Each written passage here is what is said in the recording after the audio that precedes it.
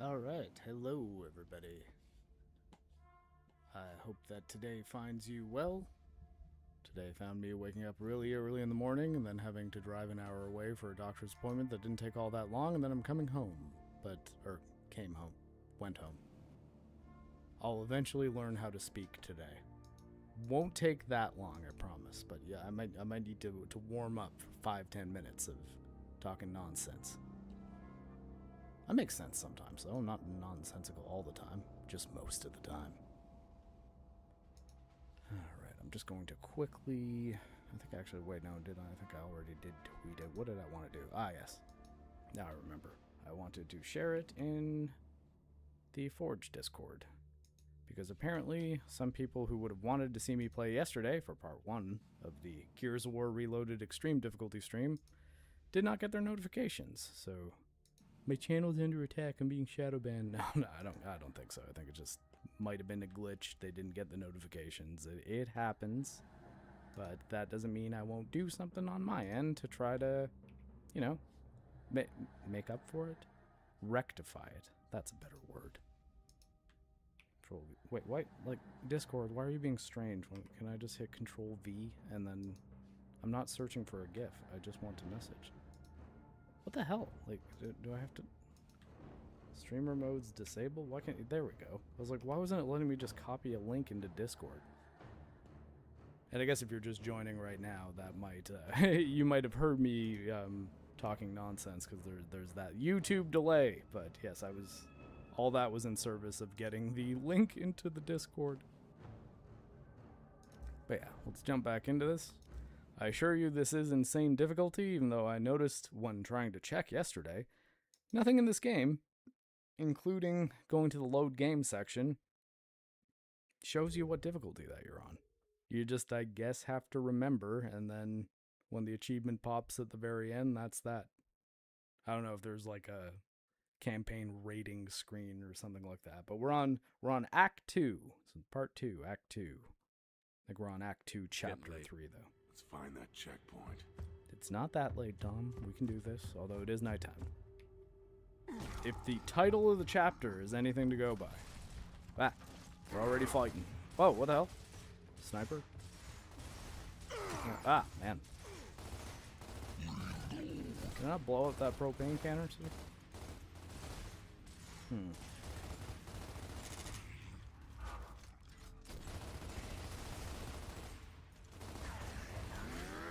Don't try to use Vault Tech on me. That all day long. James Bond First Light is the game that I played. Well. I can't see it. Okay, you down. Whoa, what the fuck? Okay, well, you know. We're on insane difficulty, baby. Anything can happen. Including, I just randomly explode. Did something throw a grenade at me or something? Because that seemed like an explosion. It's getting late. Let's find that checkpoint. How meta. They're even canonically finding checkpoints. Okay. Nice. Damn! Come on!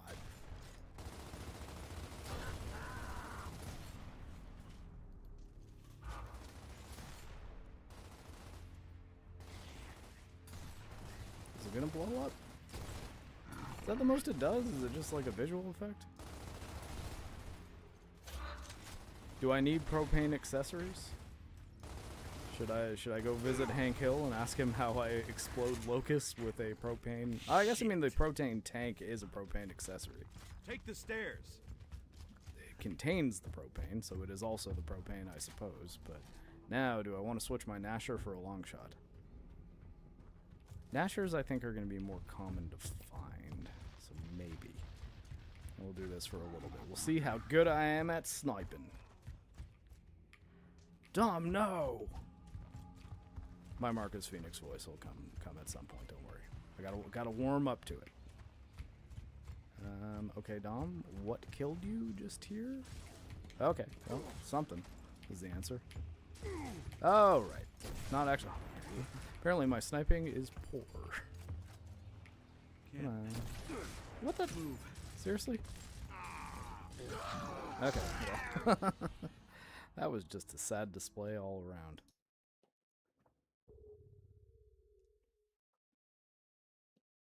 Reloading after every shot with the long shot. I guess I maybe should have played the marksman class in E-Day a little bit. I might have known that. Find that checkpoint.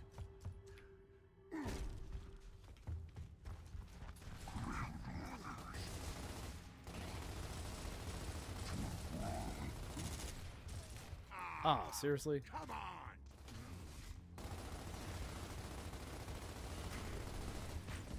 Did that kill him? I can't even really tell if that propane tank actually did anything.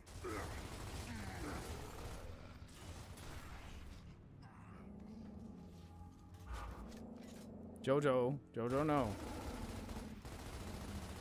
Incoming frag! Oh, okay, go the other way, Marcus. Here, Rocky. Hold on one second. I'm gonna pause and mute so that the puppies can get settled. Otherwise, Jojo will be barking. Unlike the Tokon streams, I'm not in a ranked match right now, and I can pause for a puppy. But here, before she starts barking, I'll put it on just the video of the puppy so that you're not just looking at a pause screen and we're not muted before we need to be. Rocky, come over here, buddy. Let's get you settled. Rocky, Jojo, no. Jojo.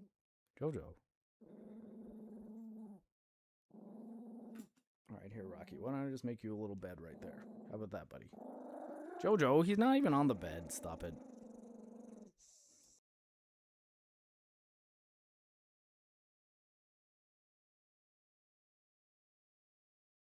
Jojo's being Jojo.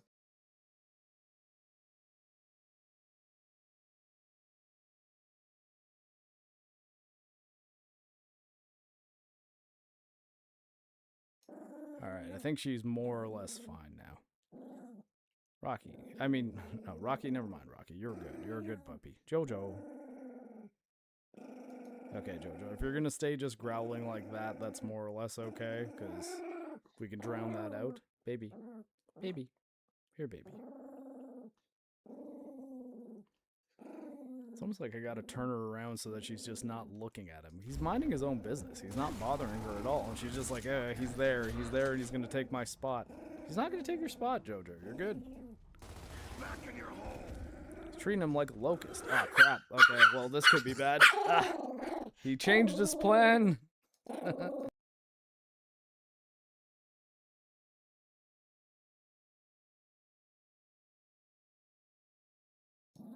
Alright, I think she's fine. Jojo, baby. Mark, Dom, what are you doing? Did we win that fight somehow? Hey, JJ52, how's it going? I believe I've successfully wrangled my puppy. Rocky has settled himself over at my feet. Foot. I guess foot. I'm not wearing my legs, so it's really just foot. That's something you never get used to, referring to your limbs in the singular. When you're just talking about the general location of them, you know, in that context. But yes, Jojo is right on my lap, and she's doing fine. She seems to not be barking. And yeah, it's okay. I tend to not get too precious. Oh, fucking hell.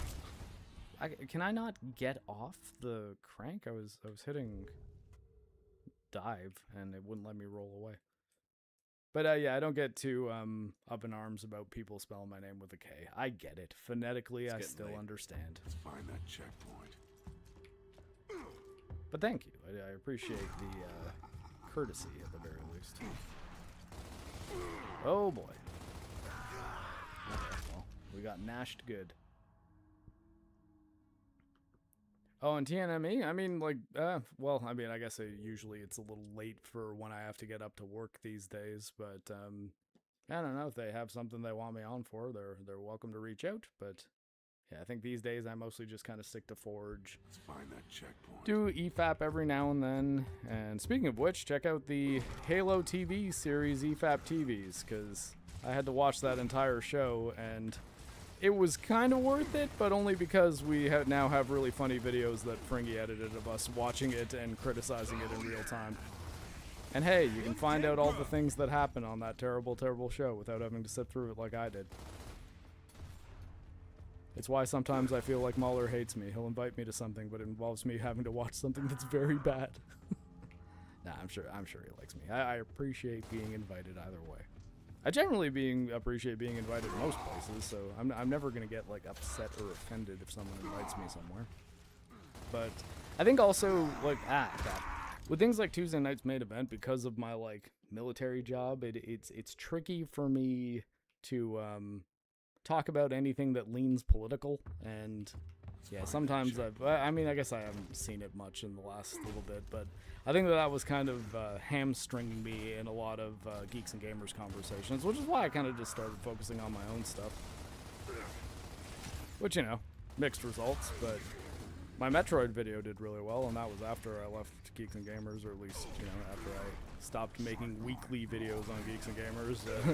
That was, crap, kind of destroying my sanity just because I was pretty much doing nothing but playing video games and editing while working full-time, and that was, yeah, not the best for my general well-being. But I have nothing against any of the Geeks and Gamers guys. I wish them all well, and I hope that despite my absence being missed, which, you know, always nice to hear anytime people say, hey, I liked you on this thing, I hope that they're all doing great. I can tell you for sure they're doing better than the Quarter. That is the Jeremy that has, wow, he's been in trouble as of late, it seems.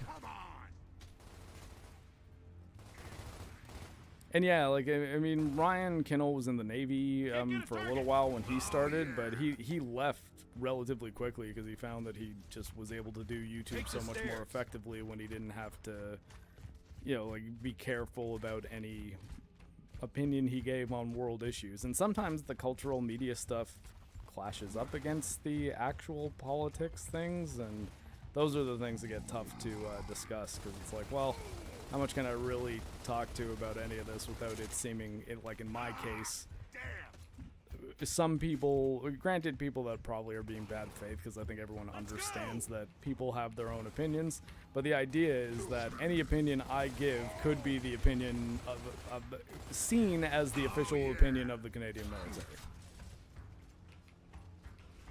Generally, I find they don't really give a shit when I talk about Marvel movies, but or, I don't know, video games, I guess. Maybe I should have got that Lancer, because is there no ammo around here? I feel like there would have been an ammo box, and now I can't even leave this place. A Boltok pistol? Okay. One dead grub. Yeah, well done, Dom. You weren't useless for possibly the first time in this game. Can't get a target. Oh, I had to hit it each time. You need to cover me, Dom. At least pull aggro, or you get on the wheel. Keep your eyes on the road and your hands upon the wheel, as Jim Morrison would say. In the hit song Roadhouse Blues. Good song. Have we done it? Have we hit a checkpoint? Chainsaw only challenge. Yeah, I don't think I'm good enough to do that. I haven't played Gears of War, with the original Gears of War, which is what this game is. This is not Gears of War E-Day. I had a few people in the chat that were confused as to how I was playing the campaign. This is Gears of War 1, the OG Gears of War, but the reloaded version of it, which apparently has some things that people don't really like as far as its art design goes compared to the original Xbox 360 version. I got sent a video that pretty shocking when it's like, man, why would they downgrade it this hard when this was a version that was made like 2 generations later? And yeah, the reason I'm playing this is because I played the E-Day beta. There should be a playlist on my channel that's Mark on Forge, which is all the episodes of the Sunday podcast that I co-host now with Metal Commander, who you'll often see on EFAP, but he's got his own channel with his own show, and I'm the co-host of it. And the last 2 episodes, we didn't analyze a movie or a game, we just played Gears of War E-Day beta, and we liked it quite a lot. across the river. Can't really say anything about the story because it was no single player stuff. However, the siege mode, the Horde siege mode, is honestly the same kind of. It just so I don't miss the dialogue, it tickles the same funny bone as Helldivers 2 and Space Marine 2. Like that. It's that kind of fun. Me and the boys dropping in and killing some monsters type mode. So even if the campaign story is dog shit, which is a possibility, because this series is not known for 10 out of 10 stories in every single entry, no matter what. And yeah, there are some character designs that are already causing a bit of a fuss, or at least one in particular. And I can't say if this game is going to be good all across the board, but the Horde Siege mode, I think even if you're not a PvP multiplayer player, I think there's still a lot to like about that mode, and I think it's quite fun. It's dark now, so you better watch. Would recommend. Probably out by now. Yeah, they are. But hey, I'll stream that Just in killed the guys October. at Checkpoint 1. I don't know if I'm going to play more than one Gears of War game, but I figure it might not be a bad idea to go through this That one. means they're coming this way. Johnson, check the lights. Yo, man, you better keep moving. Checkpoint 2 is up ahead. It's a lot of ammo here. I generally am so hard up for ammo, and now I have more than I know what to do with. Could have used this on the other side of that bridge, or river, yeah. I mean, I guess there was a bridge. We didn't use the bridge, though. We used the little cable car.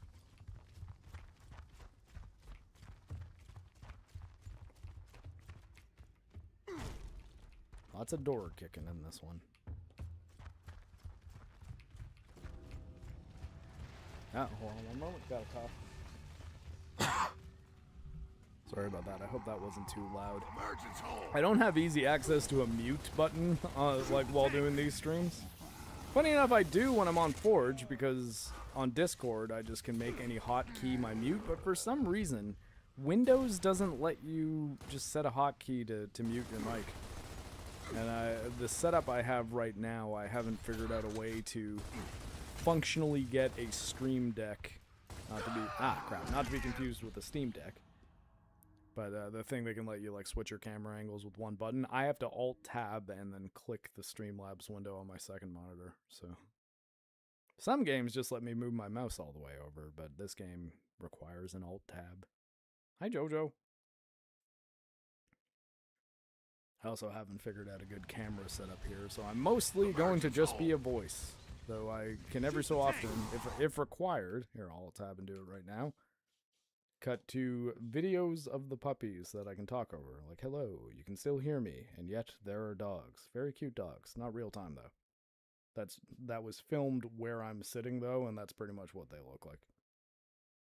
Especially because this was that video was shot when they got pretty fresh haircuts, and they got haircuts like a few days ago, so it's actually a lot like, wow, okay. That's a lot like what they look like right now.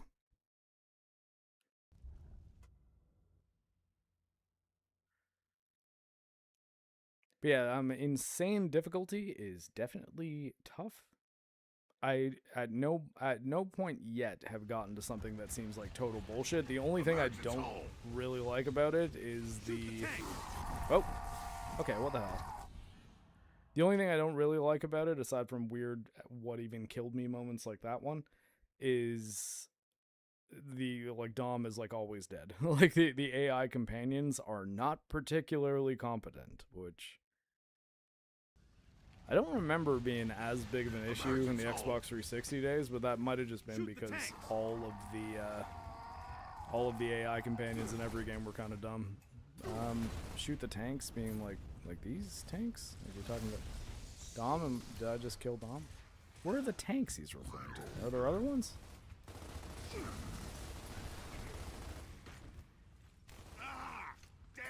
Come on. If there are tanks, I will fly. Oh, there we go.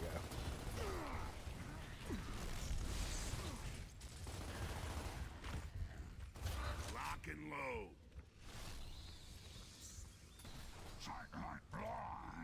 My headphones aren't on backwards, are they? No, they're not. I had an issue with that on the last D-Day stream. I had my headphones on backwards, and it made it so that the positional audio was really fucking me up, because I'm like, wait, hold on. Is this all reversed? Like, I feel like I'm hearing things on my left side that are actually on my right, and it was my fault. It was a mechanical error that was entirely me. I just did not put my headphones on right. We have fun around here. Come on! Dom, if you could kill this guy real quick, that'd be great. Thank you. Shoot every propane tank you see from now on. We need a light. People out here aren't gonna like that, Marcus. They use that shit. It's either that or they kill us. And if So you've we're not doing played a Gears of War game, Marcus Phoenix is voiced by the same guy who does Bender on Futurama. I've yet to hear him say "bite my shiny metal ass," but I'm hoping it'll happen at some point. Oh wait, hold on. Where was the cog? Why did I get the icon for the... Oh, frag grenade. Never mind. Every time you see this painted on a wall too, one of the collectibles will be nearby. Ah! Okay. Maybe that's what killed me. Okay. Now I understand what killed me in the first couple deaths of this area. That I just like randomly died. I need to shoot the propane tanks to create light that keep all of the... I don't know. Fireflies? I don't know what they're called. They probably just had a name. I just missed it. Shoot the tanks! Oh, these tanks are being shot, buddy. Don't you worry. Oh, yeah!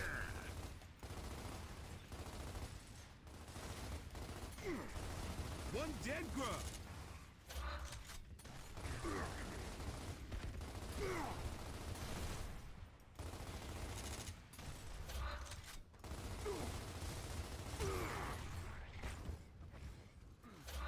Are we good? No, there's one more.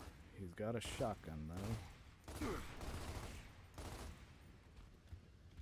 Oh, yeah! Nice.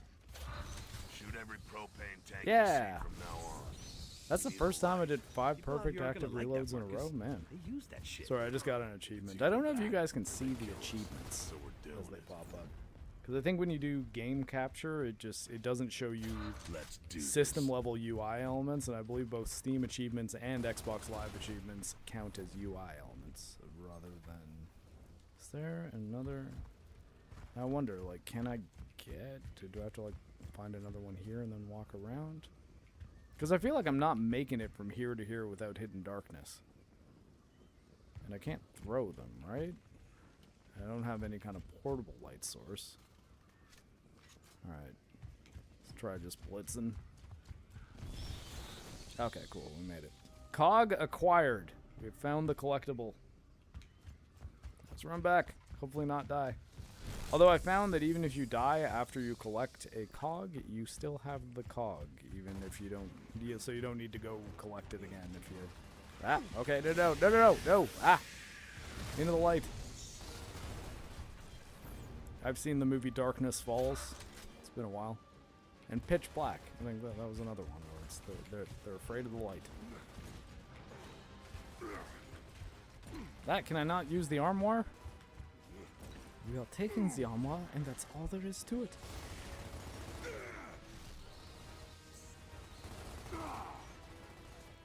Oh, yeah! Okay. Oh, there's a turret there. Shit. Okay.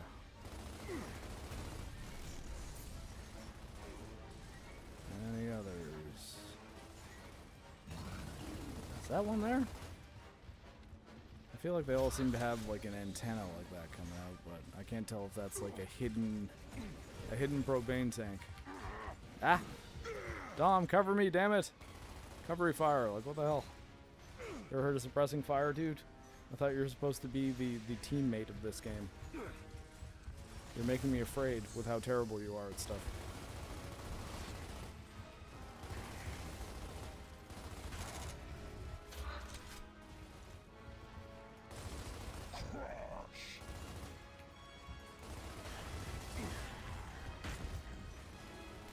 Ah. Come on! Oh, come on! Come on, slide. There we go. Okay. Aha. Any others? Okay.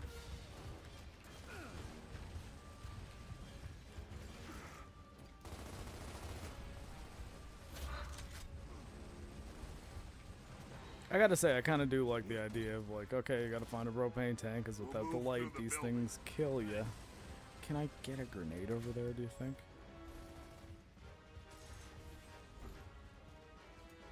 Frag out. Is that far enough? No.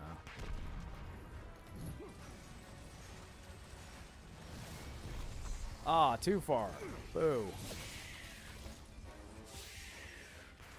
Yeah. Alright, only took 3 grenades, but we did it. We brought it home. Insane difficulty has not defeated me as of yet. It's come close a couple times. Hey, how's it going? 5 picoseconds for the 5 Canadians. Heard on X that Tokon got cracked and runs both better on Linux. Ah, right on. Surely Sony didn't sabotage the game or anything, though. It's good that it got cracked, even as a person who likes the game, and in a different world, honestly, I would want it to make money, because I'd really like them to add Daredevil to the game at some point. But, yeah, that's good news, and I hope it teaches Sony a lesson about adding stupid DRM that people just dislike. Cause They giving us some big ass dinner. but there you go, Steam Machine users. Dysentery from this shit. Bear's having a hard time adjusting, you know. Tell Baird to shut up and eat. We'll be back soon. Copy that. It's the coal train, baby. Woo! Anyways, Desmond, can I see that name? Hold on. Desmond, yeah, Desmond the Terrible One, I see. Sorry, my monitor's a little bit far that I have chat on. And how's the remake? It's okay. I mean, I think it plays pretty much the way I remember Gears of War playing. That said, most of the criticisms that I give, because my memories of Gears of War are from like the Xbox 360 days, I'm getting from a video that I watched that did like scene-by-scene comparisons, and they definitely cleaned up a lot of the art direction in a way that I don't think was beneficial. And while I haven't got to the area yet, the one sequence with rain, when you see what it looked like on 360 versus what it looks like in this modern remake, it's kind of crazy. Like, it's like, wait, hold on. How does it look that much better on just a base? Base is the only hardware SKU, just storage capacity difference of Xbox 360, but like a 720p max system that only plays DVDs. Why does it look better than this like Unreal Engine? Oh shit! Okay, now that wretch got me. You got me good. Unreal. I believe this is Unreal Engine 4. I don't think Unreal Engine 5 was out yet when they made this, but yeah, I think the changes they made to the art direction, from what I've seen, based on a video that I watched, a YouTube video, seem pretty substantial. However, I'm having a good time playing this, and I think it would be substantially more fun with a friend, just because the colleague AI is very retarded. Like, it is highly retarded. And I think that this game would likely be quite a bit more fun if my teammate was actually good. But I mean, like, honestly, I think that I would have an easier time giving a controller with no gyro aim or anything, like just a stock 360 controller, to a person who has never played a video game in their life, and seeing how they do as my teammate than Dom over there, because there'll be like 1 or 2 moments per chapter, and that's on an attempt, not consistently, where he'll do something really clutch, but most of the time he spends dead or just shooting at nothing. At least here, it seems like he's pulling aggro from a couple of the enemies, but it's at least on this difficulty mode. And granted, I'm on the highest difficulty. I'm on insane difficulty, so that might be coloring how much of a threat they consider me compared to my AI companion. But yeah, they don't seem to have any interest in Dom. They just want to kill me by the look of it. Come on, buddy. Oh, come on! I nashered you. Ooh. Come on. I do like that I've got a bit of survivability on this mode. Like, it's not just if you get hit by anything, you're instantly dead. Like a numbers style difficulty, the high difficulty mode. It seems like Lock and load. it's tuned at a level that this is survivable as long as I'm playing relatively smart. Granted, some deaths are absolutely because I didn't know a specific type of threat was coming, and then it catches me off guard. But then, you know, once you learn the encounter, it's like, oh, okay, I see. There's also wretches to consider, like that first wretch that killed me here. Or, hey, there's one of those big things that launches one-hit kill balloons, because those actually are one-hit kills. The snipers will weaken you substantially on one hit. Oh. I should, of course, Dom tank that one. I don't trust the batteries to stay on, and those are batteries, the power to stay on. So electronic lights were keeping the light bird monster things away. Darkness birds, I don't know. They probably have a name. Troika, how we doing this, Dom? I'm hoping that you'll help me a little, but, can we, are we pushing the car? I guess, yeah, that makes sense. Ah, see? And I do like that there's some unique mechanics in a lot of these levels, even just 2 chapters in. There's already been a few things like this where it's like, push the car that's on fire to ward off the enemies that are repelled by light.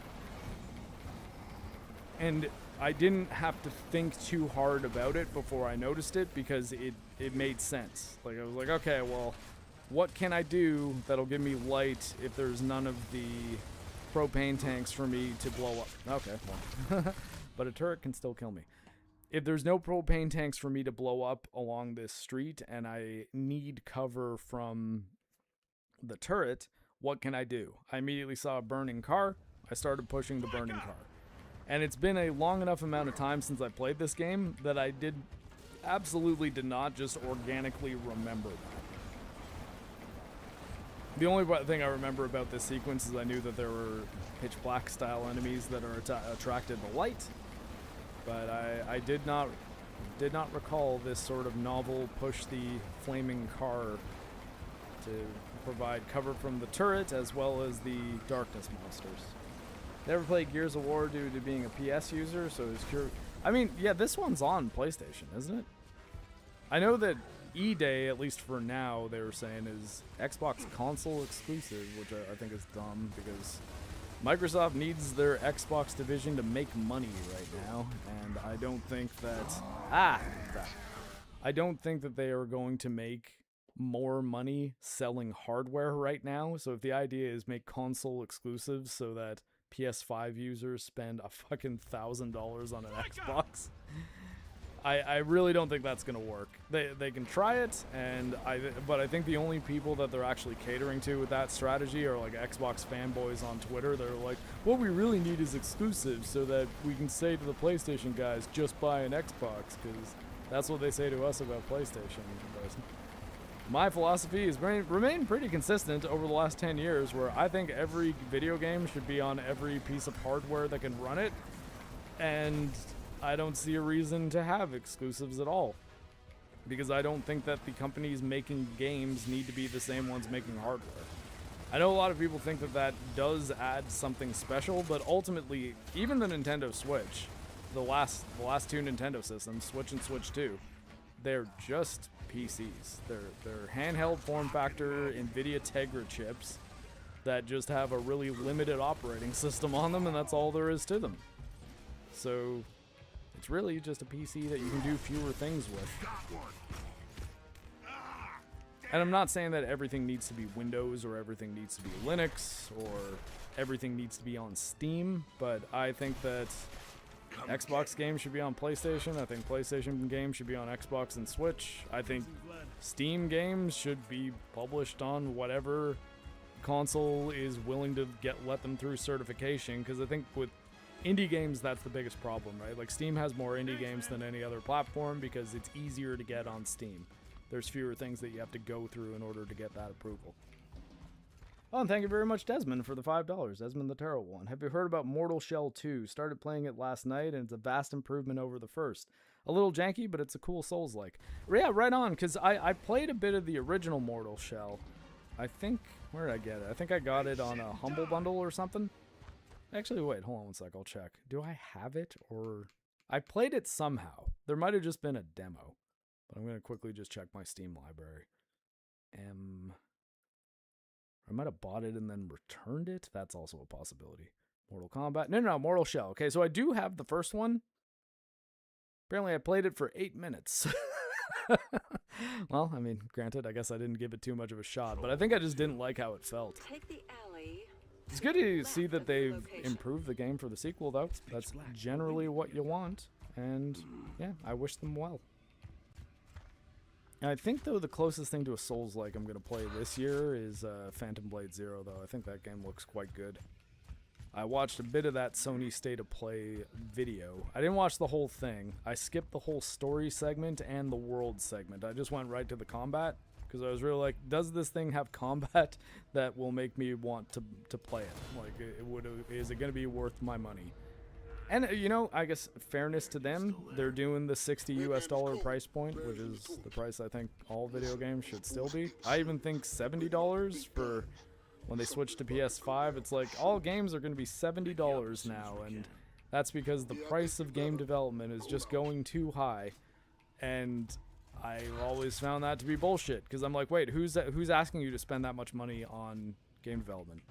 Is it making the games better? What are we getting for that higher development cost as players? Tell us who you're paying. Tell us what you're paying them to do. And I think that the answers to those questions are conspicuously never really addressed. It's just like, nope, games cost $300 million now. What are you going to do? Can't do anything about it. That's just the way it is. And I'm like, well, I don't know, man. I've played a lot of really good games that cost a lot less to make than that in the current year. So I don't necessarily think video games need to cost as much as an MCU movie. I don't think MCU movies need to cost as much as an MCU movie. They look like shit these days. Copy that. Are they aware? But yeah, so Phantom Blade Zero going for the reasonable price point and looking quite solid. Having Donnie Yen doing the motion capture. Oh yeah, there's, you know what? You want a good example? I am even going to switch over to the puppies for this, because this might be a small rant. You know, the perfect example of what you should be spending money on versus what you shouldn't for what is the same role in video game development. Paying Jack Quaid to do motion capture for a gelatinous cube in the studio for God of War Laufey. Fucking useless. That's a waste of money. You're paying for a Hollywood actor. You don't need him to be the guy in the cube. You could have him Skype in his voice lines if you really want him acting against the other characters, or you could just have him there, not motion captured up, not being the cube, but just standing there talking so that they can deliver their lines and act against them. Sure, I guess I understand that, but like doing full mocap for the cube, that's dumb. However, Phantom Blade Zero, hiring Donnie Yen to be the motion capture for an action game where there's a lot of really crazy martial arts and kung fu, that's a good use of your money. If you're going to pay someone to do motion capture, pay Donnie Yen to do motion capture for your martial arts game. Don't pay the guy from The Boys to be a fucking cube. That should not be a hot take or advice I would have needed to give to professional game developers, but here we are. Or not even developers, publishers, because the publishers are ultimately the ones who are allowing the developers to... I guess I might be mixing up some of my terminology. So what I mean is the people who are in charge of approving budget. It's ultimately their responsibility, because if they say, hey, we really need Jack Quaid in the studio so that he can act as the motion capture for the cube, that's going to be a Jello cube that Faye from God of War is going to be acting against in this game. We also need another actress that we're going to fully rig up because she's going to be the ribbons on a sword. I was like, we can't we just have like Deborah Ann Wool on set because she's actually getting like facial motion capture, and then we'll just get voice actors in to stand in to deliver the lines for the other characters, and we'll get if you want to even pay the money on the Hollywood actors, just have them re-record over the voice lines later. Like, wouldn't that be the way to do it? And they're like, no, but we think it would be really cool to have them all on set. It'd be like, oh, okay, cool, but we're not paying for that. Fuck you. Like, it would be so easy to say. Yet for the Phantom Blade Zero devs to say to their, let's say, I don't know, line producer or whatever the equivalent would be in a video game, budget manager, hey, we want to have Donnie Yen be the motion capture guy for this game. Okay, is there anyone cheaper we can get? Maybe there is, but I think that Donnie Yen will actually give us some marketing cachet that we wouldn't have if we just got a random stuntman. And we could have him act in the movie too, because he's a good actor. He's a great martial artist, and he's the guy that was doing martial arts in one of the most famous kung fu series of all time, like the Ip Man series. I'd be like, all right, cool. Yeah, that sounds like it's actually going to be not a total waste of money. And there's reasons for it beyond the vanity of the people who said that they wanted it in the first place. Whereas the God of War having Jack Quaid in the cube thing, that just seems like vanity to me. It's like you want that so you can hang out with Hollywood actors. I think the only person who can really afford to do that is Kojima. And that's because I'm willing to bet that because of Kojima being Kojima, I'm willing to bet the actors aren't asking their top dollar. But I feel like Jack Quaid isn't. He's probably getting union rates to play the Cube in God of War Lao Fei. But hey, Sony Santa Monica, if any of you are watching this, feel free to tell me that I'm incorrect if I am. I do want to be accurate. And that just seemed to me like the perfect example of what's wrong with the industry. It's like, video games are $300 million. Also, we have a Hollywood actor mocapping a fucking cube. Oh, okay. Apparently, I moved to an area that was too dark. My fault. That was my fault, not the game. Yeah, I mean, like, I love God of War, and I'm even one of the people who love God of War Ragnarok, despite the fact that I get that a lot of people were unhappy with it. I think that a lot of the reasons they're unhappy with it are either inaccurate or not as critical to the experience as some people make it out. I wouldn't get into that argument now, because honestly I think I'd have to replay some of the sections to sharpen my arguments, but if you want to see at least a relatively thorough explanation of my thoughts on that, the EFAPs on God of War Ragnarok, most particularly the one where we respond to Synthetic Man's video, I think is probably the best things to watch to get those thoughts in full. But Lao Fei, not looking good.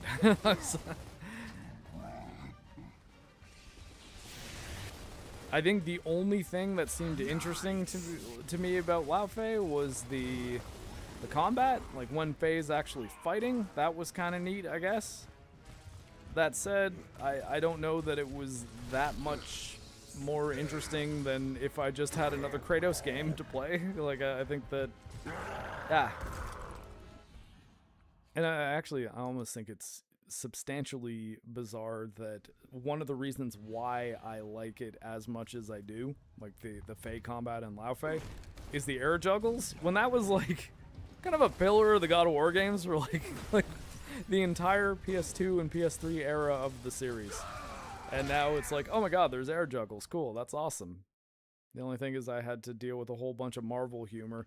I also really don't like the premise. I really dislike the premise of Lao Fei being that, oh, it's the afterlife of the gods, so the gods of all mythologies eventually end up here when they die. And I'm just like, wait, hold on. So all of these religions are real, but they have an afterlife that's shared? How does that function? Also, it seems to me that it's like, well, now if there was ever going to be a God of War game in, Mongolian or Chinese mythology, we've already seen their monsters, right? Like, if there's just going to be monsters from every different type of mythology, when are they going to be special? I want them to be special. I like special gods. Gods should be special, damn it. Tom, are you okay right there? No, he is definitely not.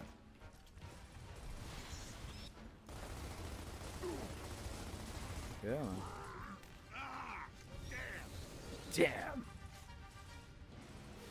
Okay.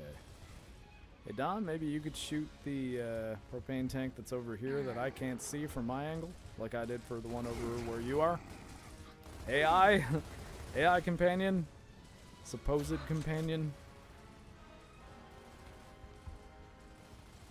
Giving an answer to Odin's existential crisis is a bad idea. Yeah, I mean, that's another thing, right? Is Odin just going to show up at the end and be like, oh, Lao Fei, you're here. It's awkward. Want to grab a beer or what? Like, what do we do here? Is that a fucking cube?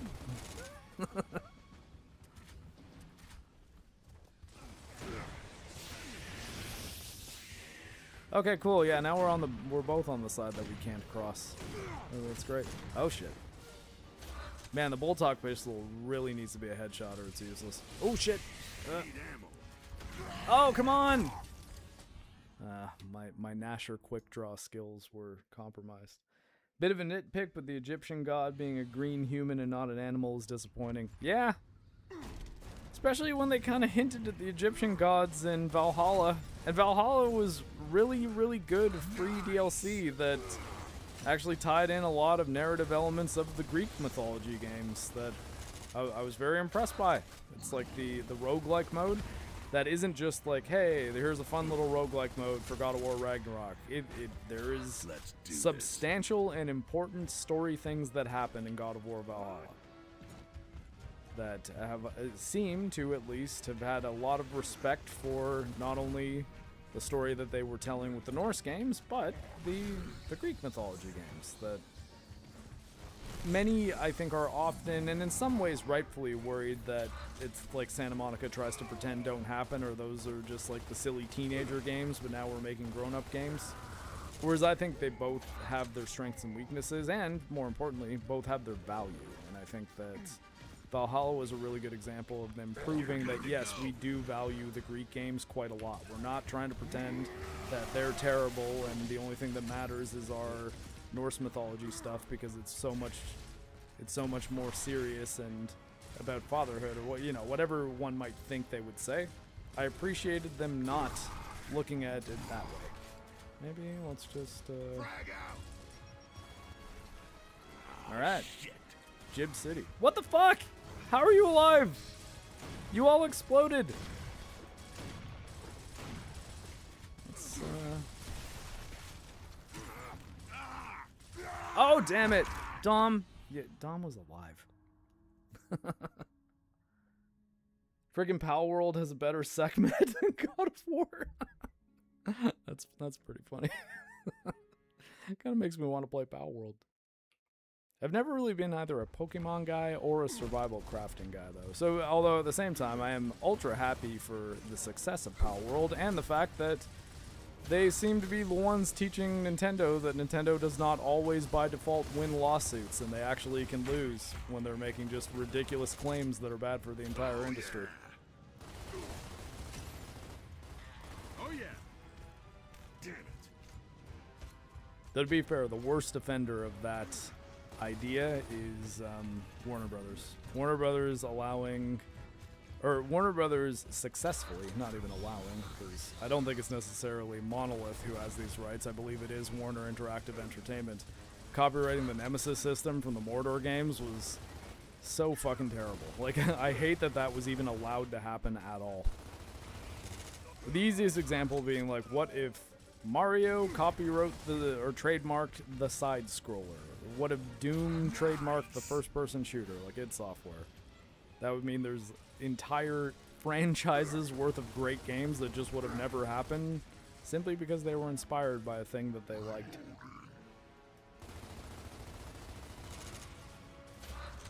There's a YouTuber called Legendary Drops that I found made quite a good video on Pal World that I found quite intriguing.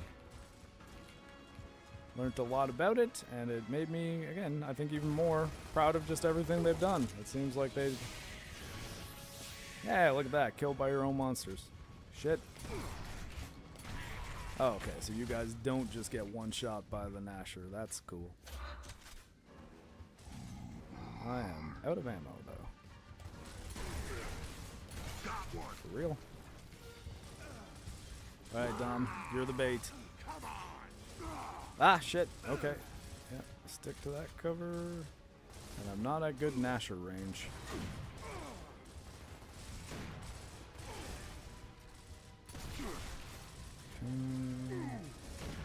Okay.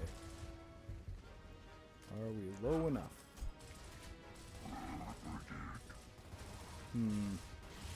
Man, I might have to pick up one of those hammer bursts as much as I don't want to.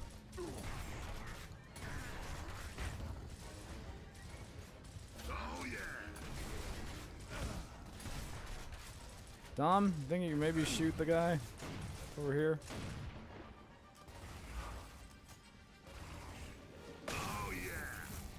Alright, cool, we did it. I'm actually scared to go look for ammo, because I don't want to now get... okay, there's some ammo over there. I'm going to go for it. Here's hoping I don't get swarmed by the bird enemies. Alright, alright. I hear them. Important thing is I don't see them. Alright, I think we're good. I believe we have successfully done the things.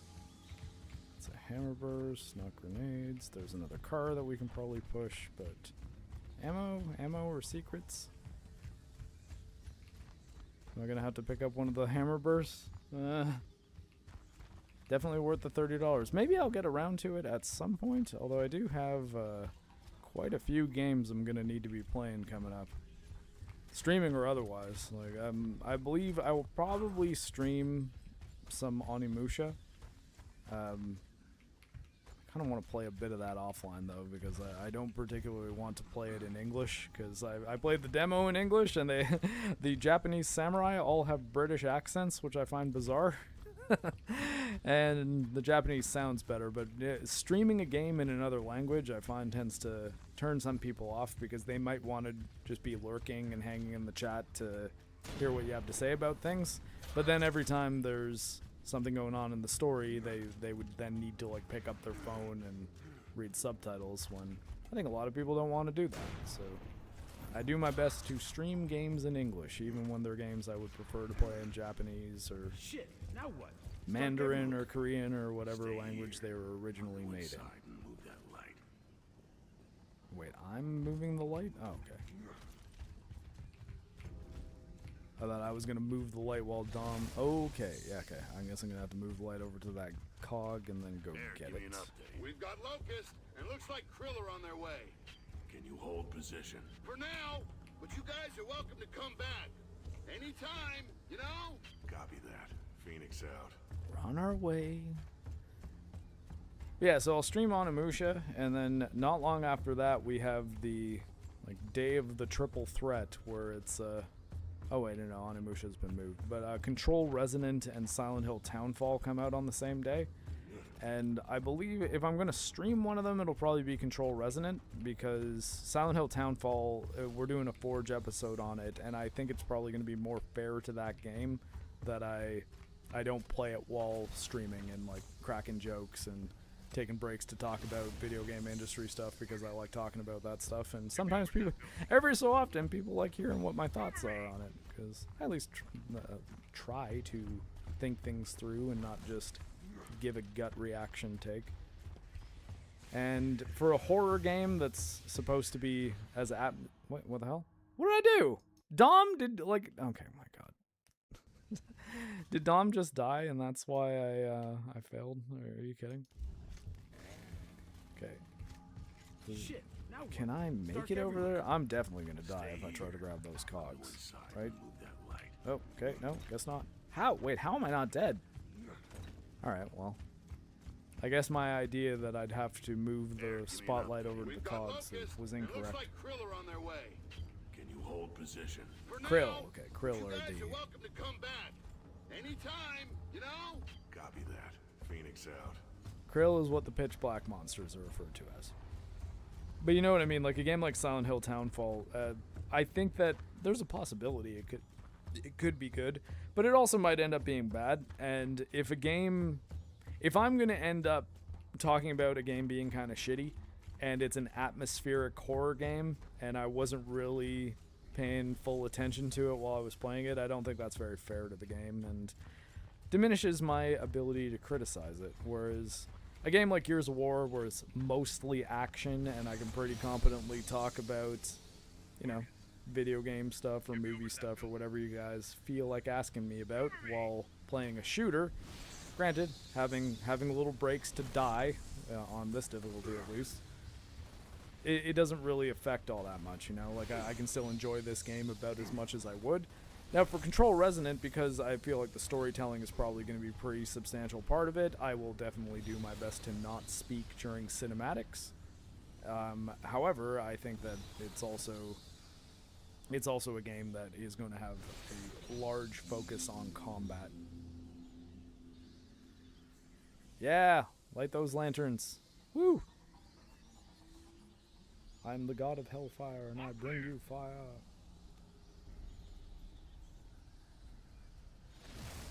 Okay. Oh, wait. Are you just good to stay there and fight, Dom? Like, can I okay, I think we should be good.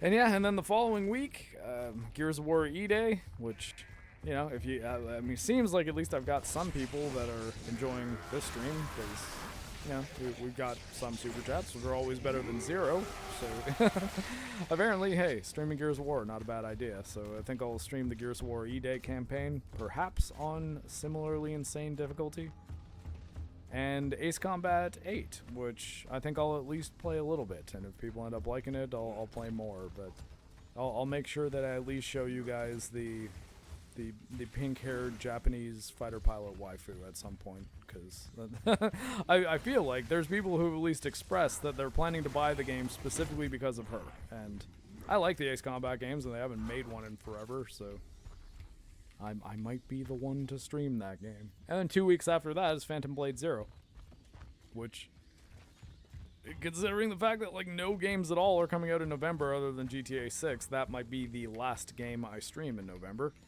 because I don't plan on playing GTA 6. I do plan on playing it eventually. I don't plan on playing it on a console. I'm not paying Rockstar 105 Canadian dollars for the stripped down version of a game that is going to be running at 30 FPS and that they're going to try to sell me a PC version of a few months later anyways. And I say a few months because I think it was 6 months for Red Dead Redemption 2 between console release and PC release. It might be longer, and why, like, I mean, Dom, do you have to hit this switch or something? Because I feel like we can't get across here. Maybe we can. Unless those lanterns are there. Okay, fine, fair enough. Wait, or is this the way we came from? Regroup, Dom. Oh my god. I alt-tabbed instead of queued. That might be a problem with having alt be my... having alt be my TACCOM button. Q, regroup. It's actually not doing anything there. What if Metal forces me? I don't think he's going to, because for us to do a forge on GTA 6, we would have to play what is probably a pretty long game with a lot of content, and I feel like by the time people are done, by the time we're done playing it to the level that we tend to play games that we have forges on, most people will have already like finished the game and made their own opinion of it anyways. Like, it's not one that I think too many people are going to need our opinion on. That said, I do believe Metal is going to play it, so if you want one of our opinions, Metal I think is buying the $80 USD, $105 my money digital only Grand Theft Auto 6 on console is probably going to be 30 FPS with upscaling.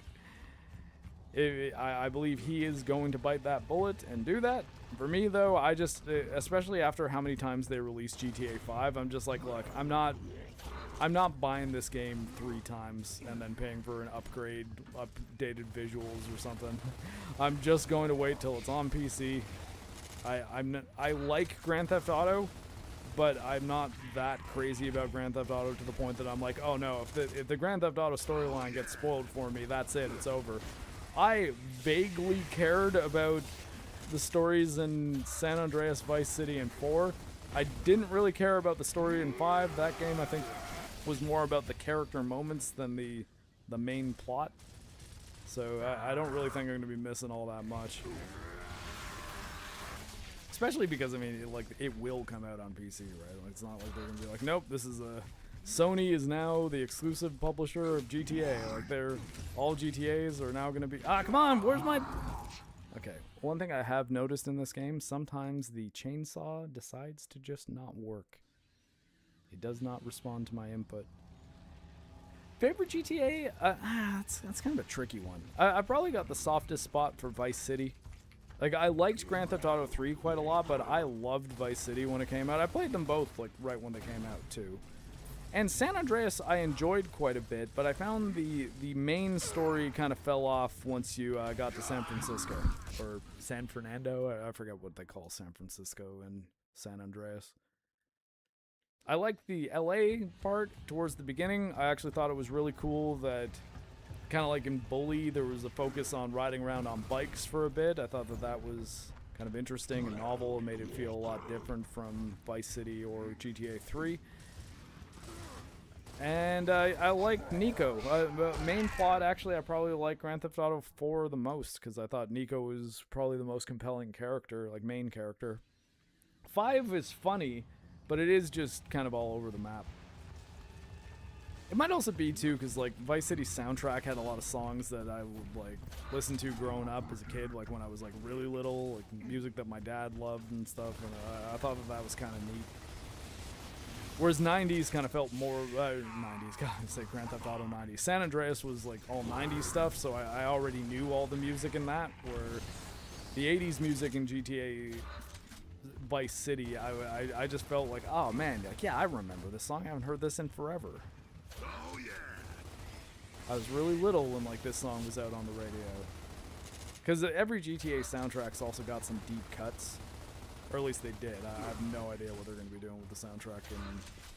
It's actually, you know, 5. That's, I think, one thing. Like, I didn't find the soundtrack in 5 to be super compelling. I like the GTA 4 soundtrack quite a bit more.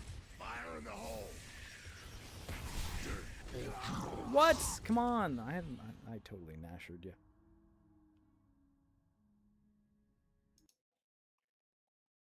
I also sort of like that Vice City had the sort of a mix of like Miami Vice and Scarface and like a bunch of like early 90s and late 80s action movies and TV shows. Although, I mean, I gotta say, I am a fan of Boys in the Hood. That's a good movie. It's not like San Andreas' inspirations were not as good, but I don't know, I guess just... Ah, crap.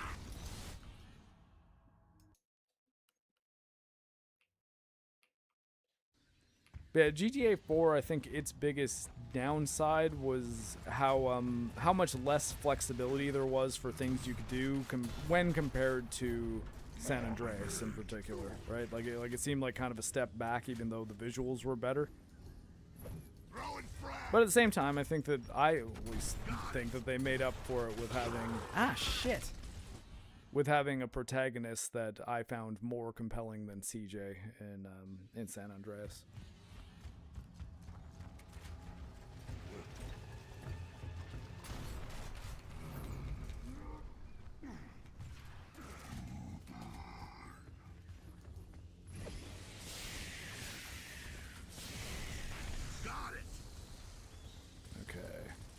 Perhaps closing that E-hole early will be beneficial.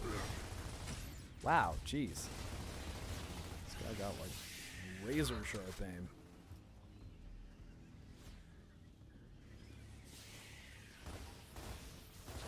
What the hell? Dom! What, like... And sometimes Dom will just die. And Dom dying actually fucking fails me here, too. Like, that's... God, that sucks. Come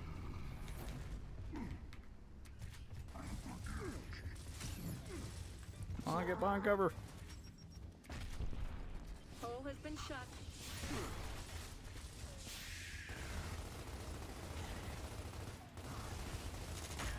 That's right, Locust. I will F you in the E-hole. It's not as dirty as it sounds. E-hole stands for emergence hole, and by F them, I mean fucking kill them! Baird, it's Marcus. Come in. Sorry if that was a little too loud. Baird. Radio's out. Been picking up used PS3 for my collection. Is GTA 4 worth grabbing? Yeah, I mean, I played it on Xbox 360, so I guess I can't vouch for how it runs on PS3. I remember hearing something about it not working as well. But maybe look up a review that would have a more thorough comparison to me. But I like GTA 4 quite a lot. GTA 5, though, I think was a step up in like the gameplay department and like feel of the mechanics and the shooting and all that sorts of stuff. But I don't know. I have a soft spot for Nico Bellic. Roman, my cousin. You're an Eastern European immigrant in that game. Hey, you state your name. Ha! Look at them faces. Definitely watch the sauce. television in the Yeah, apartment, no though. shit. It's so fucking funny. I know what you're doing here, damn it. We're looking for In Chop's GTA gas 4, I station. mean. Oh, yeah? Well, good luck. Ain't no lights between here and there.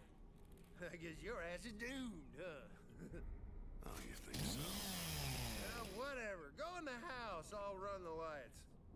Jack, stay here and open a comm link with this guy. Oh yeah, I'll shit, and I talk might to stream your trash Wolverine can for the here. memes. You guys can count on me. Don't screw up. But hey, you know, man, I hope it's I good. screw up. It's not I'll looking never great see though. your ass again, 'cause you'll be dead. Yeah, well, that's something the guy kill like this guy. like you would say before you die in a game like this. I don't like that homeless man's chances. There's some bad shit in there, so you better watch out, huh? You mean just like bad alcohol? Because that seems like the only thing you might be an expert on, sir. Yeah, I might wait a week on Wolverine though, and then see if I can pick up a used copy of it. Or I'll buy it new, physical, and then create a used copy of it by selling it to someone else at a reasonable price. Lights still on? And yes, Wolverine is looking rough, which is, it's one of those things that it might be crossing the boundary of it looks rough to the point that I think people might find it really funny to watch me play it and making jokes about it. But you know, again, even any MCU movie I go to, even the ones I'm almost 100% certain are going to be shit, surprise me, like, be good, and I'll say you're good. I'm not going to just say it's bad because I formed my opinion in advance.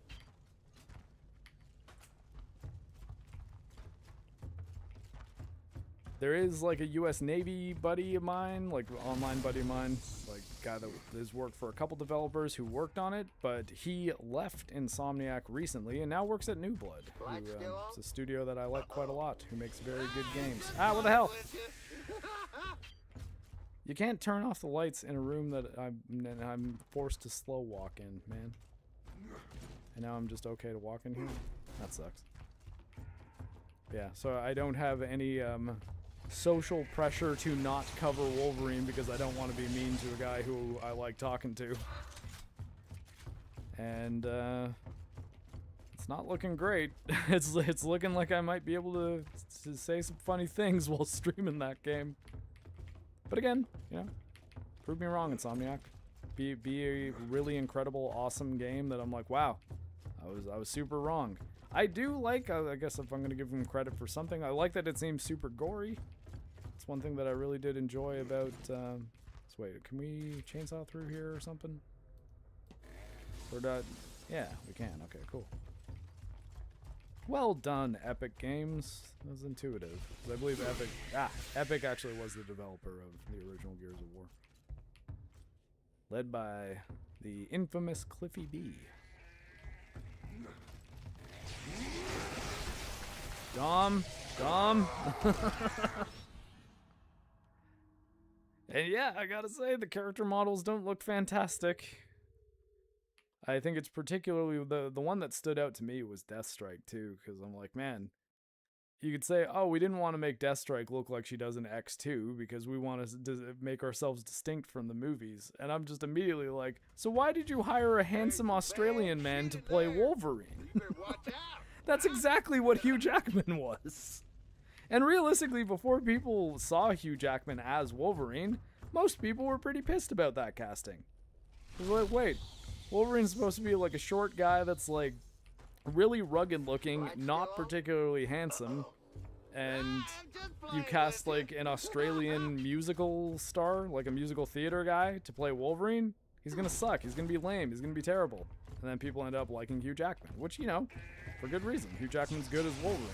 But they hired the exact same type of guy to play him in the Wolverine game. So it's like, why didn't you find a modern day Kelly Hu to be Deathstrike? Why did you make her look like a lady that works back of house at a Chinese restaurant and yells at all the poor people who are hardly getting paid?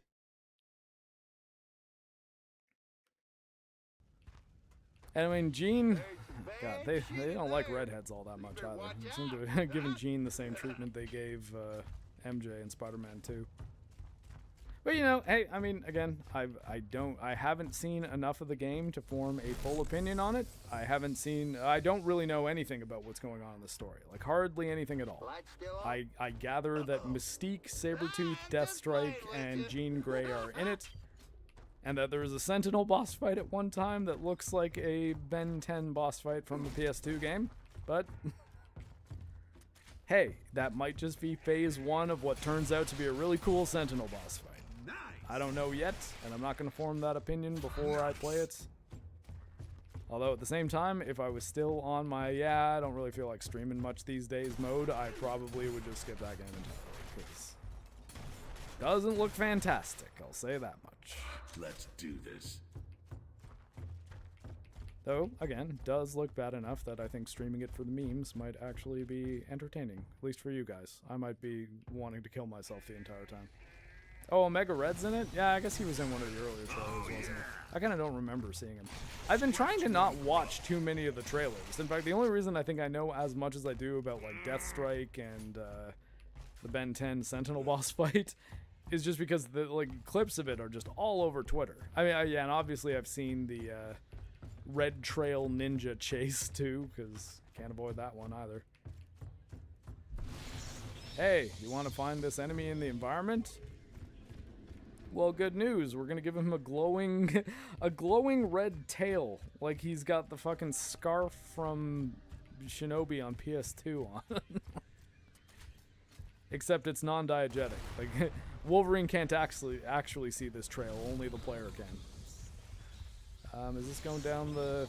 Are we following this thing on? Dom, run! I can't do Marcus Phoenix right now. I think my voice just is too hoarse today. Maybe it's actually from doing it yesterday. I sang a bunch of songs on Friday. Went to karaoke night with a couple of my friends, but I thought my voice had recovered. But yeah, man, even right now, I'm just like, oh god, I can't Marcus Phoenix very well. I feel myself cracking. I sound like a teenager going through puberty. And we've got locusts and krill flying up our ass. All thanks to you.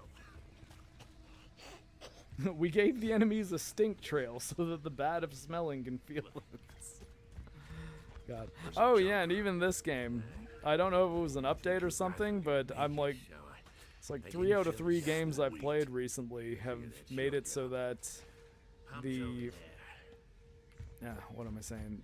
The text-to-speech is on, menu narration is on by default when I fired this game up. I was like, man, why are so many games doing that? It's like actually stressful at the beginning. You're launching a game and it's like, Gears of War Reloaded. Would you like to, accessibility settings. And then you have to like tab down to find the screen narration one. By the way, in screen narration is a different option in this game than text to speech. So I turned text to speech off and didn't realize why the game was still talking to me. And I was like, is this glitched? And am I just going to have everything described to me at all times while I'm playing this? You stay away from my register. If that was the case, I wouldn't have ended up streaming it. I'd be like, okay, screw it. We're playing something else instead. Locust! Oh shit!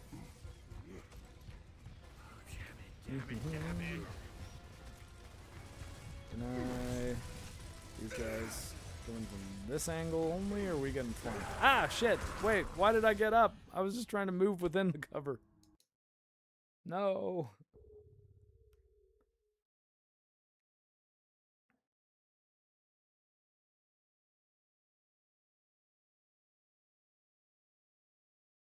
Yeah, so Wolverine, though, I think might be a funny one to sort of stream through and make fun of a bit. Or, again, one to say, hey, you know what? I was totally wrong about this game. Insomniac knocked it out of the park. It was the best Wolverine game ever. It beats X-Men Origins Wolverine, which would now only be regarded as the last time Raven made a non-Call of Duty game that was only then better than the movie it was based on. Which, you know, that's still an accomplishment. I think it is still a cool thing for a movie-based game to be better than the movie that it's based on by a substantial degree. Because X-Men Origins Wolverine is a fucking terrible movie. Oh yeah. Come on. Ah, what the hell? Again, where's my chainsaw? I hit the button well before that guy turned around. Does it seem like the character model have more ragdoll in this game? There is some strange things going on, but it's been far too long since I played OG Gears of War. Like, it was probably several times, granted, like probably 2 or 3 times with co-op and not co-op on a higher difficulty on the Xbox 360, and I didn't play them again other than that. But yeah, I think the big thing was pointed out in the video that James Moore sent me, which is just a lot of the art design is just so much more clean than it was in the original, which, you know, for a game... What the hell? Chainsaw! Sorry. All the art design, a lot of the art design is a lot more clean than it was in the original game. There's a comparison video that shows original Xbox 360 Gears of War Ultimate Edition from 2015, and then this version, which was from 2022, and sort of compares the visual differences between them, like the design differences. And this one is, it's kind of bizarre how well-groomed Dom in particular looks. Like, it's like he just got out of the barbershop in this game, whereas in the Xbox 360 one, he looks like a dude that's been fighting against these things for days on end before he gets to Marcus in the prison.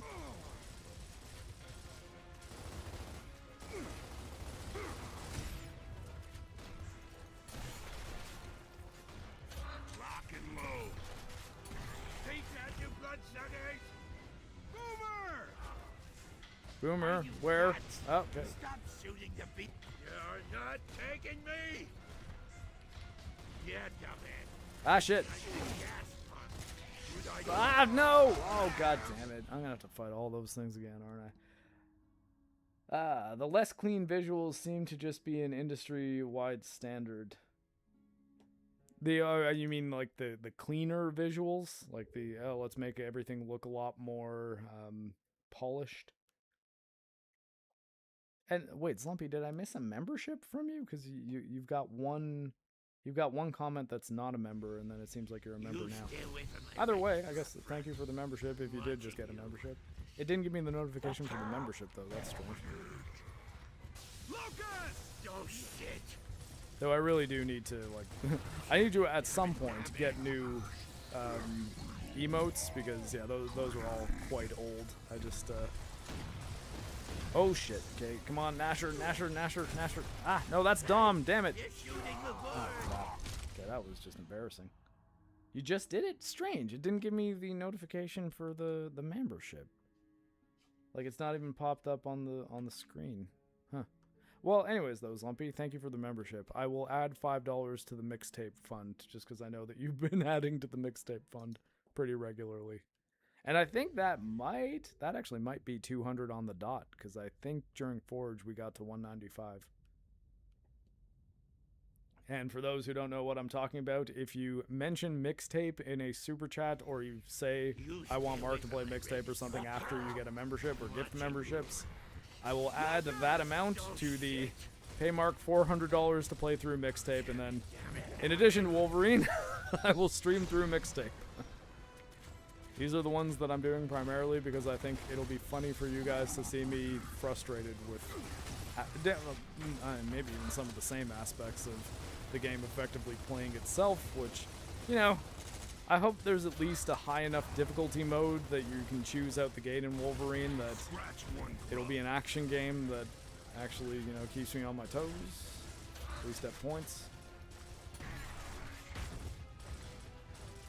Yeah, that's our kind of joking, but actually joking in the sense that it's a joke of a goal. Like it's a generally comical goal to have, but it's serious in the sense that I will play it. I'll play through a mixtape. Ah, crap. Dom! Ah, shit. I have no recovery fire. Who knows, maybe by the time we hit 400, mixtape will have some DLC. I will play the entire thing in one sitting regardless. I might have to get up to pee.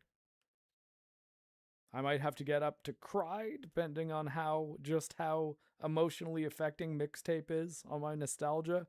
I hear it's like a 10 out of 10 masterpiece. Game of the year, nay the decade. Lucas! Oh shit! Damn it. Seriously, that didn't destroy any of them? Man. Holy shit. Okay. I really thought my cover was bad. Lord of Ring Golem? That we might need it. Well, let's get to the mixtape goal first. I'll set a price on Golem after that. Honestly, I think mixtape, I don't know if I would prefer to play. While Golem might be more fun to play, I think mixtape might at least be less painful, just because from what I've seen, that game will essentially just play itself and it ends in 3 hours. Golem, I'm going to have to be dealing with a lot of janky and borderline non-functional mechanics and do at least well enough at them that I can end the game at some point. Whereas mixtape, like, I'd have to try to fail by the look of it. Oh my god. Got one. Dumb. I might just have to, like, equip the Gnasher and shell up, because it seems like as I do my best to kill these guys faster, it seems like it's more and more difficult to actually not get overwhelmed. Because my teammate is useless! Sorry. I didn't mean to shoot at you, Dom. It was rage shooting. Oh shit! Won't let it happen again. It was a bad time in my life. Damn it. Okay. One of them died. That's nice. Okay, like, how much closer could you have been for that to be a kill for the Gnasher? Ugh. And yes, it might be funny. It'll just, like, I would either end up having to give up on it, or it would involve a lot of streamed hours. And, yeah, I'm just worried that people might get bored by seeing me consistently die over and over again in a game that might not actually be my fault. Like, I mean, granted, I blame Dom a lot in this game, but ultimately, if I got a little bit better at this game, the game's functional enough that I should be able to succeed. Golem, every single failure might not even be your fault, because the game is just doing crazy shit. And I'm only going by, like, what I've seen of other people playing Golem. I've seen enough. Jump over. Oh, crap.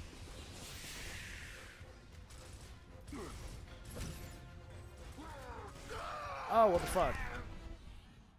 Guess that guy did flank me. Though again, I think I at the very least though, I'll do the mixtape sub goal and then, or so, not sub goal, subscription, God, super chat goal.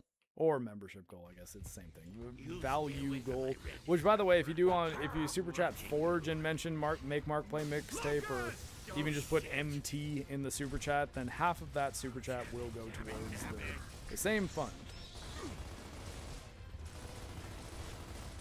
You don't only have to pay me directly for it. You can pay Metal Commander too. He's getting a what's the word for it? Shit. He's getting a commission on my mixtape pain. And yeah, I think I kind of went over them all. I think coming up next is, yeah, I don't think there's anything else really in August. So Onimusha is probably the next one. Then Wolverine. That, again, that one I think is more for the memes than anything else. Then we've got Control, Resonant, Silent Hill, Townfall on the same day. Ace Combat 8. Gears of War E-Day, which, I mean, is not what I'm playing right now. I'm playing the original Gears of War right now, but Gears of War E-Day I will play. And then Phantom Blade Zero, and that's it.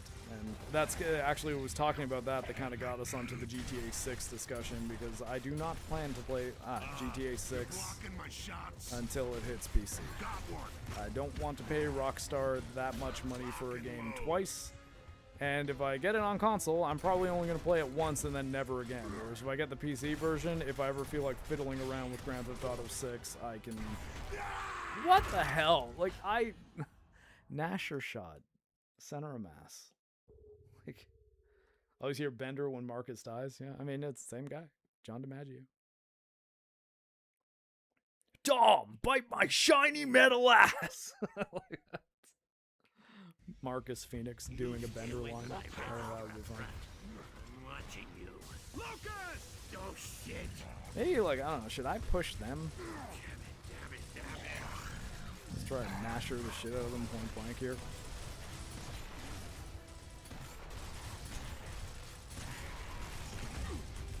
Ah, shit. What? Okay, come on. That actually did work pretty well, though, to be fair. Yeah, Bender and Jake the dog, too. From Adventure Time. Zod. Zod in what? Stay away from my red stuff, Like, are we talking Superman Zod? In one of the Superman, like, animated shows or something? I don't remember an animated Zod.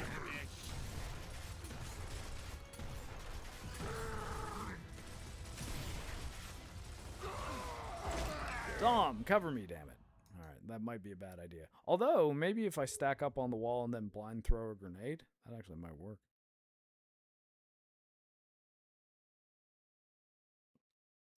We'll give that a shot. You stay away from my register up front. I'm watching you. Locust! Oh shit! Damn it!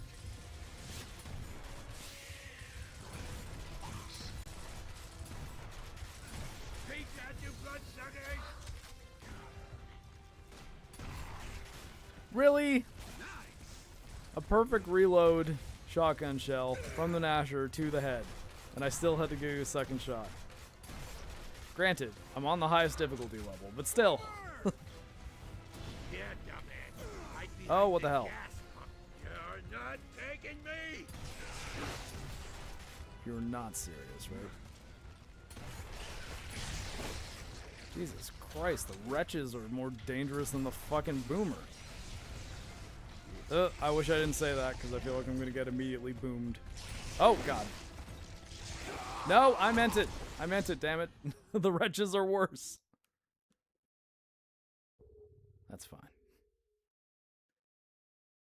Oh, the King from Disenchantment. Yeah, I remember. I think, was there more than one season of that? I feel like I did watch that. It's the Matt Groening, like, fantasy show, right? You stay away from my register up front. I'm watching you. Locust! Oh shit! Okay, well, I wasn't quick enough on the draw that time.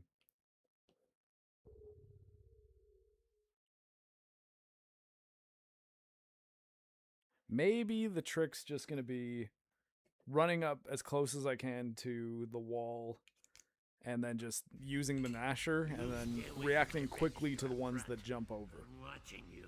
It's probably the move.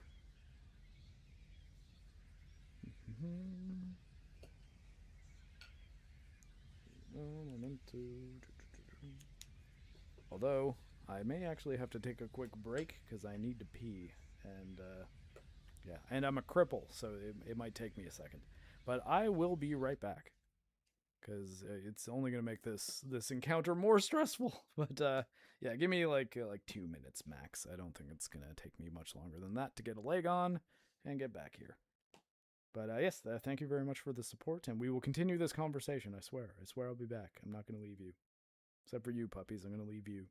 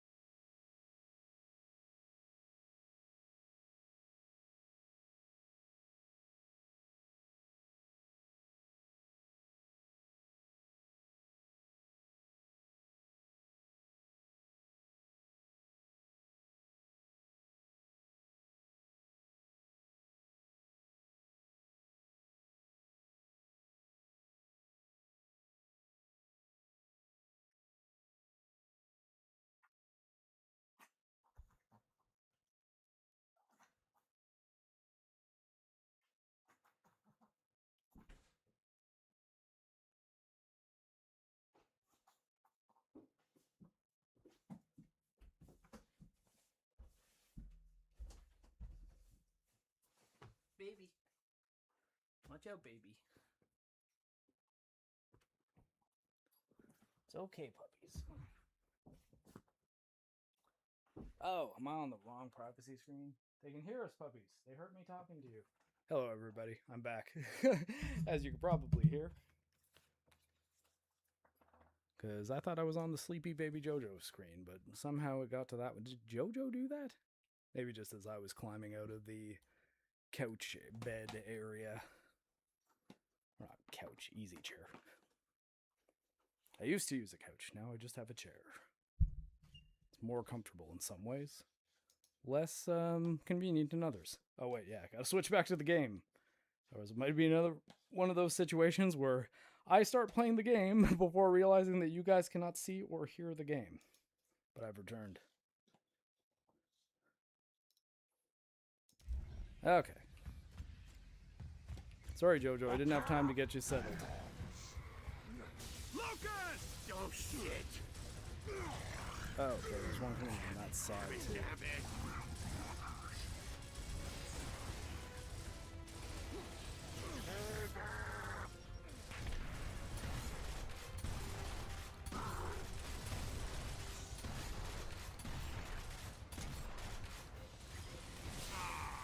Crap. Are you nuts? Stop shooting the vehicle! I'm not shooting the vehicle, I'm shooting the locust. Here, Jojo. Yeah, Come on, sweetie pie. take that, you There, blood it's a good sucker. puppy. Jojo, no. Ah, okay. Here, I alt-tabbed over. By accident, actually. I was trying to just hit control. Jojo. Here, Rocky. You can go back to your spot, Rocky. Here you go, buddy. Here, Rocky. Jojo. Jojo, he's being a good boy. Oh, it was a big Jojo cough. Quickly checking my lap. Good. Okay, Jojo coughed. She did not puke. That might not make any difference to you guys. It's a bit of a difference to me, though. Oh, yeah. Hey, and look at that. We succeeded, too. Alright, so maybe let's hang back and kill wretches. Because I don't want to engage that boomer until the wretches are dead.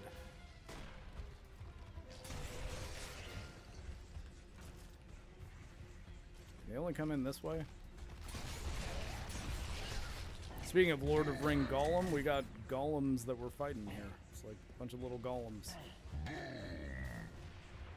Yeah, Boomer's getting close. Dom's over there doing God only knows what.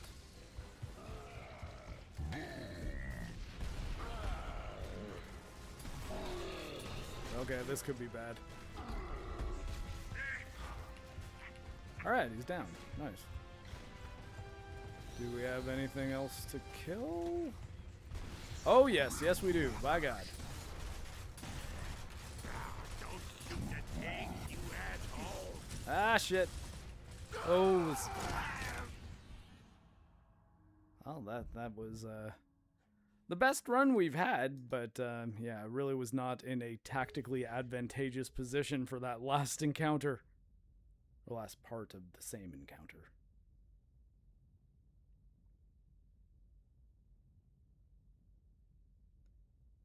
What? Jesus. Disenchantment had 4 seasons or 5 seasons? I didn't realize it went on for that long. I think I only saw season 1. I don't remember seeing a second season of it. Not to say there wasn't one, I just don't believe I saw season 2. Or beyond, obviously.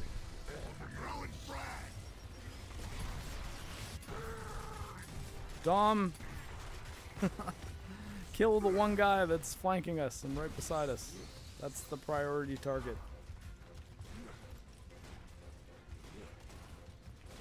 We're gonna need a smarter Dom. It's like, this is our Jaws moment here. We don't need a bigger boat. We need a stronger teammate.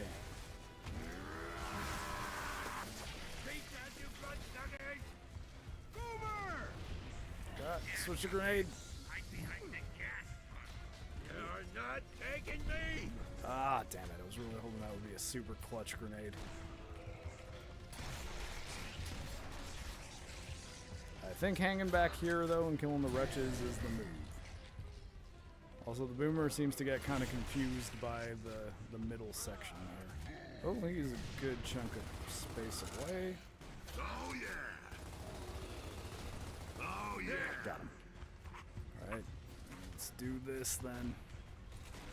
You have got to be the dumbest guys in the whole Am I? world. Don't shoot the fuel tag. You can kiss my wrinkly old ass. Ha! Maybe that was a shiny metal ass reference. Dom, damn it! We're in the home stretch, buddy. Oh shit, we're fucked. Alright, so I was attempting to revive Dom. That was my first mistake, and my last. But hey, you know, we're at least getting better at managing the encounter. We'll be on to Act 3 before you know it. Although, actually, I don't even know if this is the last segment from Act 2. Stay away from my register, Brut. I'm watching you. Lucas! Oh shit! Yeah, I'll try this move again. What? Seriously? Like, his melee attack is a one-hit kill on me, but my point-blank Nasher shot, not a one-hit kill on him. That hardly seems fair. There you go. Multiverse of Madness had one good thing come out of it. A meme. A Wanda meme. I think that's what I was trying to say.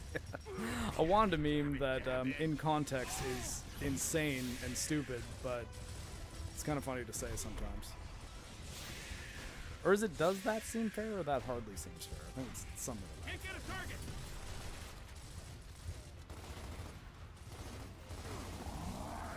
She was referring to her imaginary children dying, and she was like, is that fair? It's like, I mean, it's kind of nothing, like you're just being crazy. You dreamed of having kids, and yes, those kids turned out to not be real. Sorry, that's how dreams work sometimes. Turns out they're not real, and you don't get to destroy the entire planet if you wake up and find out that you're not dreaming anymore. It shouldn't be news, you're an adult, Wanda.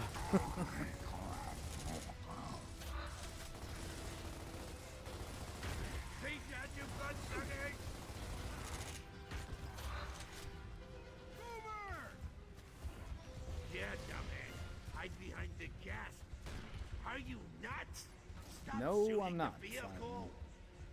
Get out of my shot. How about that? Got one. Yeah, I'll wait for you to pull aggro there, man. Oh shit. Okay, I thought that was all of them. Chainsaw.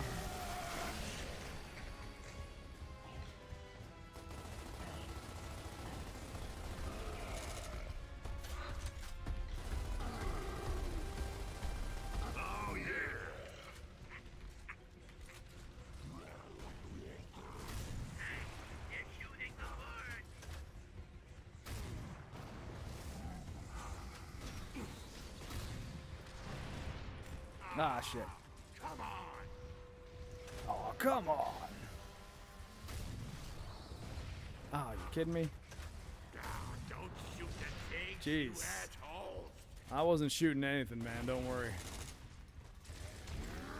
Okay, thank you. Thank you for at least working this time, Chainsaw. Yeah! Woo! All that time the chainsaws not working at all, and they worked when it mattered.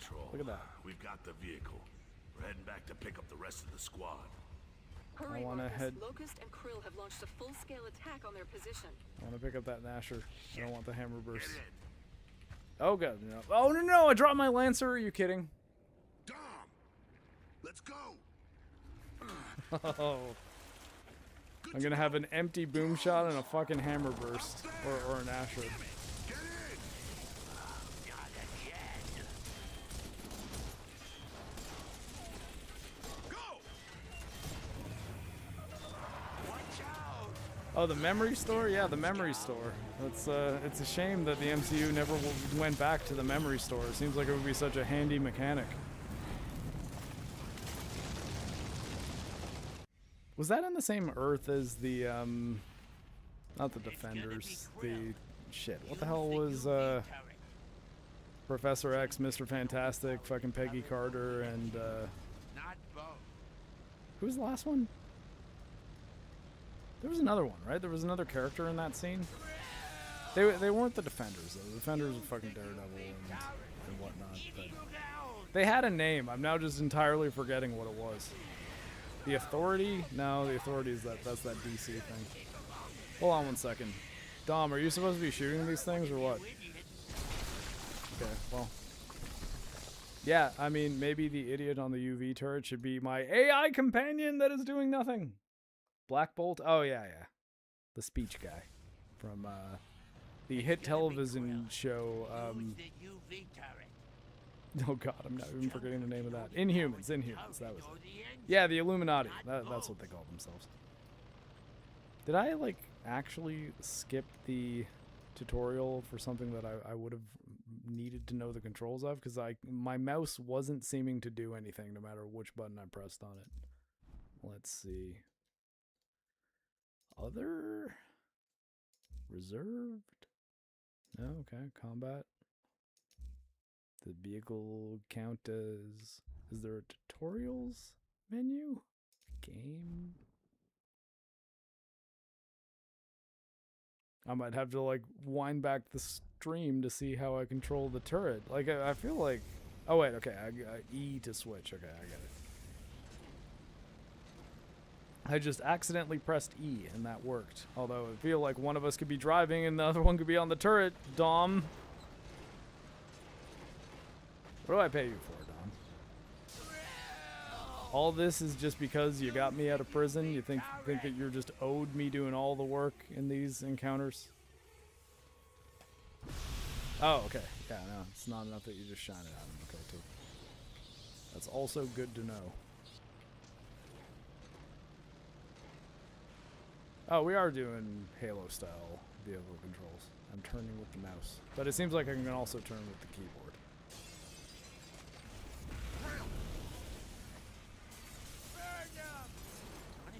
Working on it.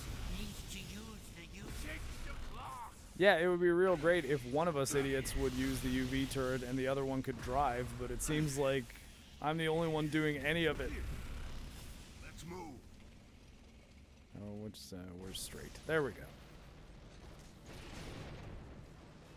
We're back on the path of the straight. We've abandoned the gay.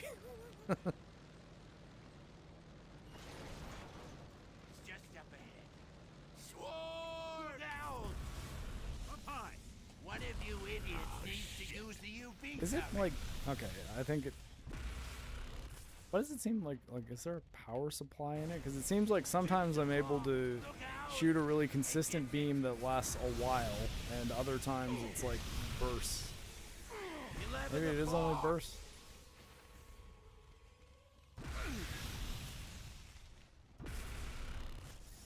Got to do a really quick mouse movement. Get off the freeway, dumbass! Turn left!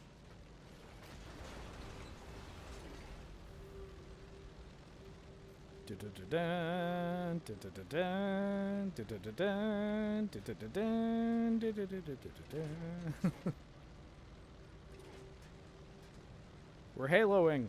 We haloed.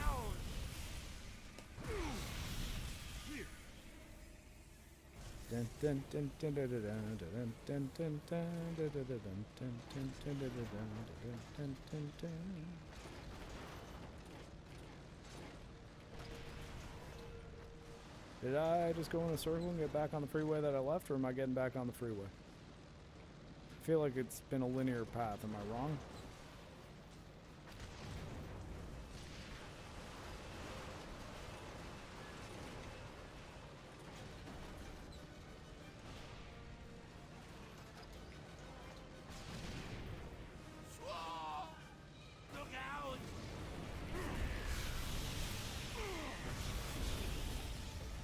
Take that, mouse control, baby. I move faster than clown sticks ever could have. I'm breaking this whole encounter.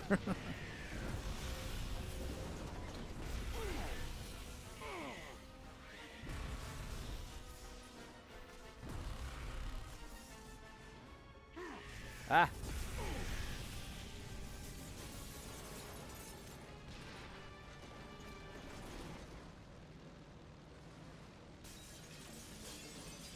I can't dismount, can I? Like, I'm only worried about missing cogs.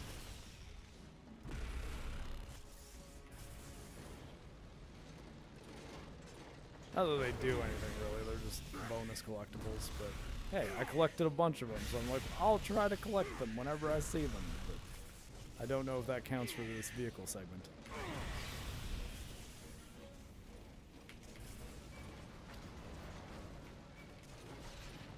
We're haloing! We've haloed yet again. Like John Halo of the classic video game Brute Force.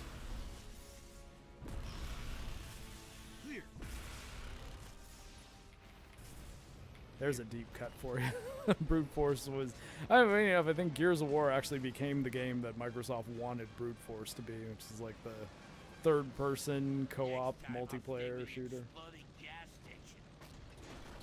Yeah, this seems designed for co-op, but my AI companion co-op partner is so dumb that he does nothing. He actually does absolutely nothing. Not almost nothing, like flat out, he did 0 during that whole sequence.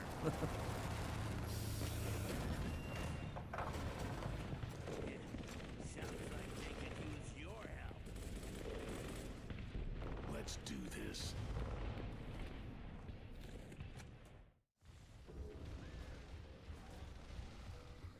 God, I was looking for an art direction mod to maybe try to restore some of the old visuals, and the only thing that that I really found, at least on Nexus, was alternate models for Dom and Marcus. But there's a big warning on it that says do not go online with this, you'll get banned. And they didn't look that much different to the point that I felt like it was worth risking my Xbox Live account. Okay, I guess yeah, no point in me carrying the boom shot. Man, is there no Lancer in here? There probably isn't.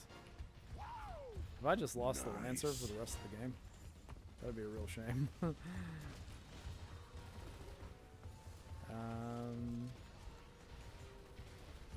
I sniping?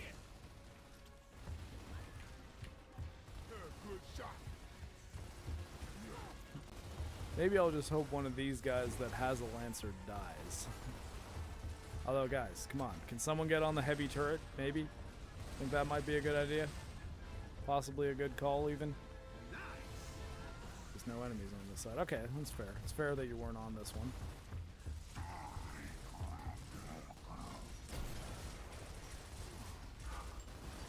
Well, my sniping skills are subpar in this game. Yeah, nailed it. That was all me, baby.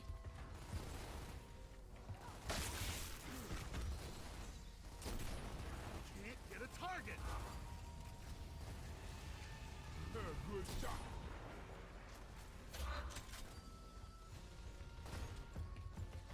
I think, like, does your accuracy substantially improve when you zoom in like that? I kind of figured it was just for your benefit, but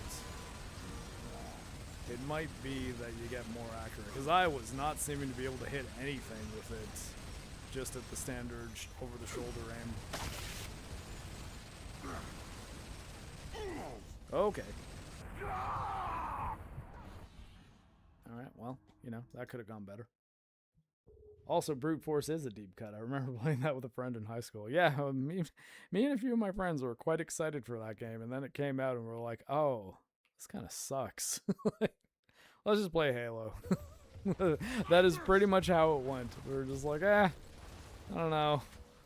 Halo's definitely a lot better. We could just play Halo again. Let's play Halo. I don't think Halo 2 was out at that point, though. Good shot.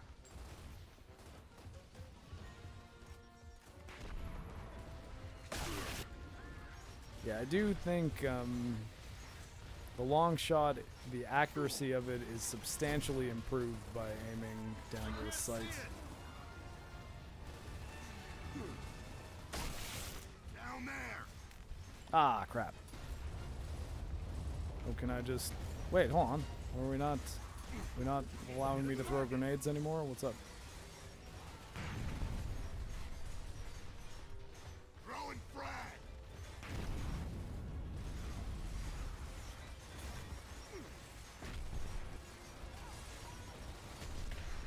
Wow. Gotta say, the grenades, not doing a whole lot in this battle. Shit.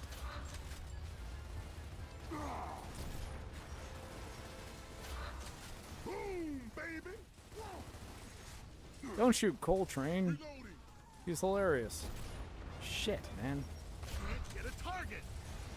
I think it's like that the reticle turns red, and I'm just like, wait, hold on. Isn't it the deal that if the reticle turns red, it's a hit? Like, isn't that part of all video games? It's like that Seinfeld episode where George is able to walk over the pigeons. And it's like, all right, don't we have a deal with the pigeons? Like, don't we walk near them and then they move out of the way? I need ammo. Ammo and up. Got him. Oh, great. Yeah, another long shot rifle. Definitely not the Lancer that I wish I still had. Maybe let's turret up a little. Turreting up on a Friday night. Oh, shit. Okay, well.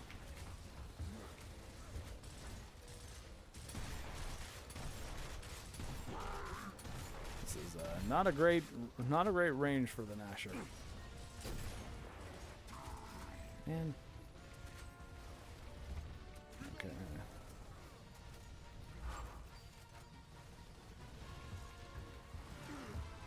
Man, sneaky bugs. Next. Oh yeah. Oh crap. Okay. Oh, E-hole. I have just the thing. Is there other E-holes that I've just missed?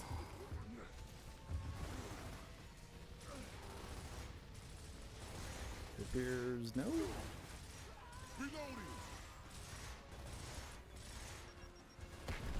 They are pretty good at moving away from grenades, though, I gotta say.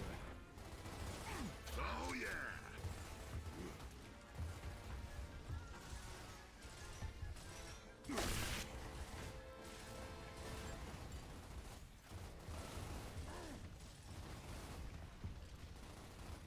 Oh, that's Dom's tracers. Shit.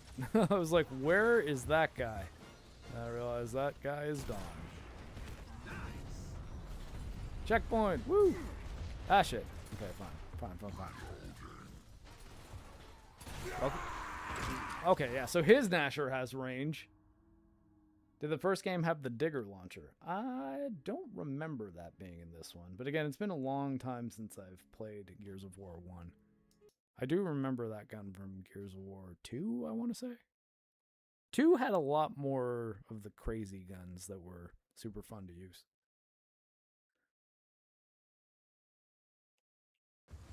That said, there's not a great way to play Gears of War 2 or 3 on PC. It's you're pretty much stuck with Xenia emulator or just finding an Xbox 360. Which, you know, I mean, it's not an impossible thing to do. It's not like the 360 came out decades ago. Or, I mean, yeah, I mean, I imagine you could probably buy a digital copy of it on Xbox Live and play it on an Xbox One or Series. Unless they didn't make Gears of War backwards compatible, which would be wild. I can't imagine them not doing that. Wow. Take more bullets, Boomer. Got it. Down there. Yeah, I see him. Really wish I had a Lancer, though. Hey, guys, I'm trapped by my own teammates. Not even my teammates, exactly. It's Baird and Cole. I'm actually getting stopped by the train, baby. Woo! Yeah, Baird moved. Okay, that's fine.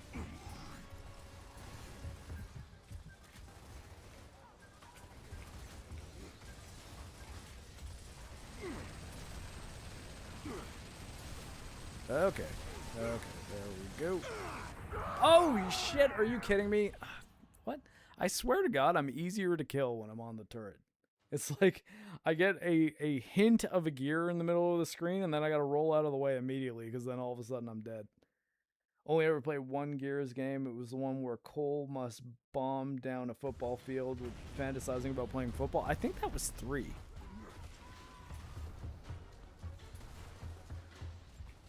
Sweet. Can I Turret the boomer? Okay, no. We're getting. See, I didn't even have to. I jumped on the turret, saw the faint gear, and was jumping off immediately, and it just held me on the turret and made me die. Hey, Aaron, how's it going? I'm making my way through Act 2 on Insanity difficulty, or Insane difficulty. Insanity's that fitness program. It's also the thing that Scorpion from Brand New Day is able to define better than Sony is. Oh, come on. Couldn't even throw one grenade. Because they keep doing the same thing over and over again. Making live services games that end up failing. Though I like Marvel Tokon. Marvel Tokon's like, if I'm going to pick one favorite full game of the year, so far I think it might actually be Tokon. Perhaps Pragmata in second. Though I gotta say, honestly, like if DLCs count, then it's Doom Dark Ages Revelations. Sweet.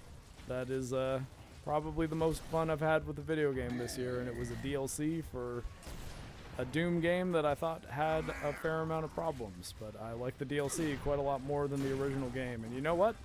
That's off the bat, that's pretty impressive. Especially when it's not just, oh, these levels are better. It's, no, like they actually change a lot of mechanics that solve a lot of the problems I had with the original game. While removing the boring levels that I wasn't crazy about, like the Dragon and Sentinel segments. Sentinel? Titan. Titan? It was one of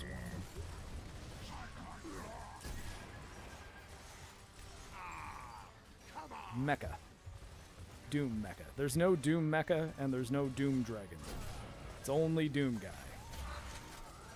There is not but Doom Guy in that game, and granted they added this a little while ago, but they made it so that I could turn off the slow motion effect on parry and melee, which made the game more challenging and I think more fun. Made it feel more intense while playing because I wasn't constantly getting kicked into slow motion by every little action I did in the game. How? Like, I mean, that was the cleanest headshot I've ever headshotted. I can't see it.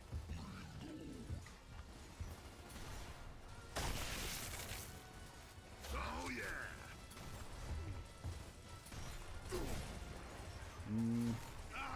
I'm not going anywhere near that Troika. It's been nothing but bad luck.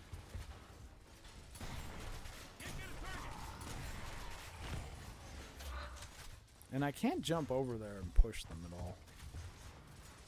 I also only have 1 round left in my sniper. Oh, shit. Never mind. 0 rounds left because I didn't even hit the last one.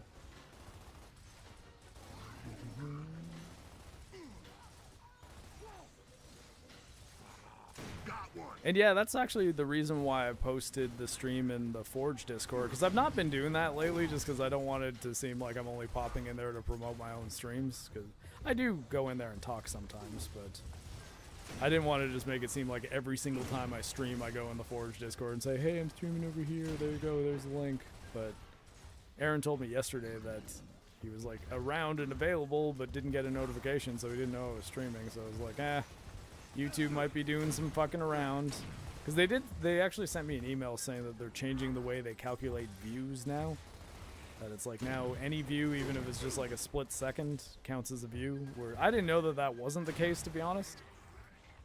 But now that's official. And I think it's so people can rack up shorts views, even if the shorts feed is just presenting them to people who actually have no interest in watching that video at all. So I guess yay for people who make YouTube shorts, even though I don't. Okay. Oh, well, I mean, okay. Grenade before dodge was the wrong call. I wonder, did I get a checkpoint there, though? I feel like I should have. Yeah, I mean, and that's what I figured, Slumpy, that like it shouldn't be an issue if I post my streams in the Ford chat, just because I am a co-host on that show. But at the same time, it's like, I really don't want that to be the only time I'm ever in there, and if I do it too often, even if I'm not, it might seem like that's the only time I go in there. So, but, you know, every so often I'll just be in need of some time killing and have my phone and Discord, and I'll go in there and talk about some stuff. Generally not voice call, like text.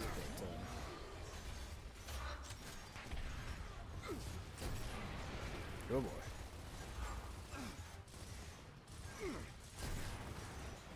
Okay. Oh, okay, you duck the moment I pop up, Dan.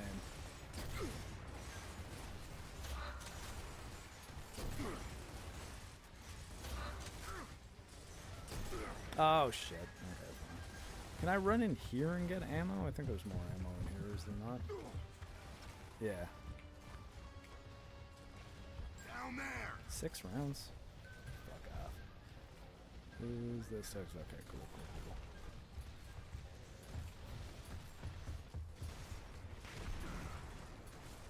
Oh, fuck! Stop being so Canadian, Mark. Your streams deserve to get promoted in Forge Discord. I mean, think of it less as me going out of my way to be polite, and more I don't want to annoy people that are already in the chat for a show that I co-host, and that I do have a vested interest in retaining that audience, right? So you don't want to become annoying to the people who are already at least watching one of the things that you do. You don't need to demand that they watch everything you do, you know?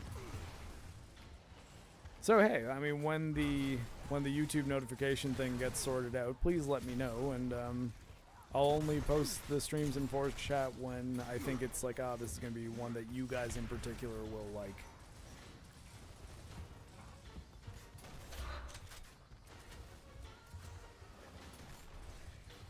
Whereas I kind of figured that if like I'm just doing a random stream where I'm going to just be playing Tokon and getting destroyed online, because man, I had not a good day on Tokon the other day. I got really fucked up. I went from almost being gold 2, like I was one match away from gold 2, to silver 2 by the end of the day. And I was like, man, I think what it's like, you had the gambling addict thing going where I was winning enough that it kept on feeling like, okay, now I'm turning it around. But I seem to just be losing 2 full sets of 3 matches, like best out of 3 matches, for every one that I would win. It's like 2-to-1 loss ratio ultimately. But those wins kind of keep you in the game. Because they're like, okay, we got this guy. We got this guy, and this was hard. Or this is when I'm in silver 3, I beat a gold 2. So this is it. We're turning it around. And then it turns right back around. So double 180.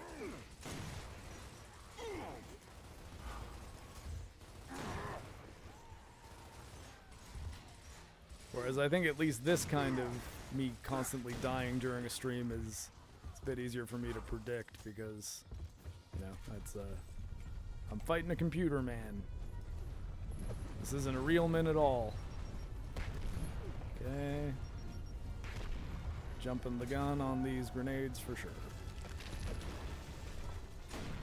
Okay.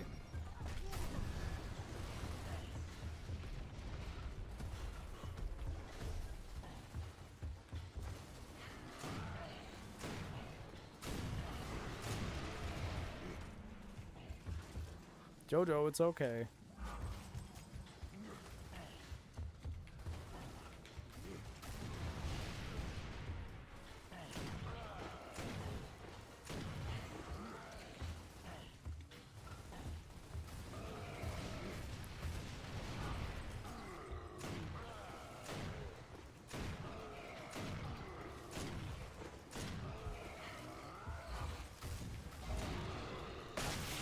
Okay. Medic time.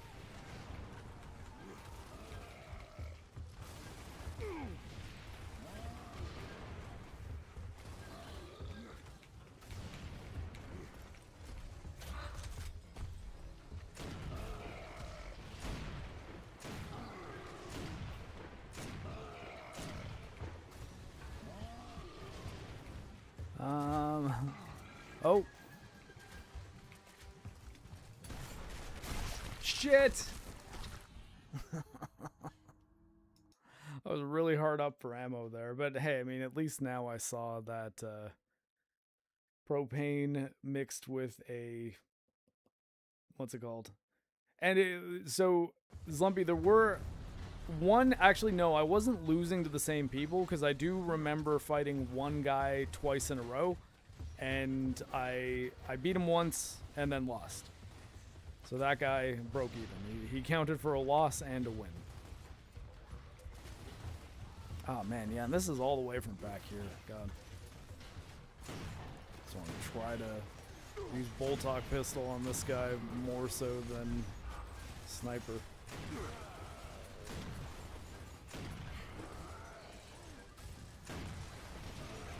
Man, though, not having a Lancer for a section like this where I'm forced to be at range, like having a Gnasher that is just effectively entirely useless, is hurting. It's hurting me. It's hurting me bad.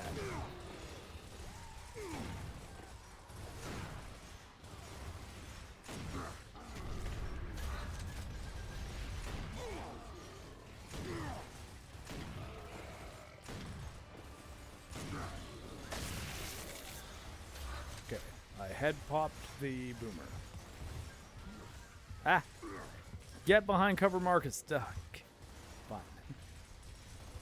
And yeah, like, I mean, I was playing, granted, for like 2-3 hours, so like it was a lot of individual matches. Although one of them was so upsetting because I've not had a lot of performance issues in the game, even while streaming. And all of a sudden, I get into one match and just the game's running at 30 FPS, and it was only against that guy. So I was like, wait, hold on. Why is the game all of a sudden running the way I've heard people complain that it runs?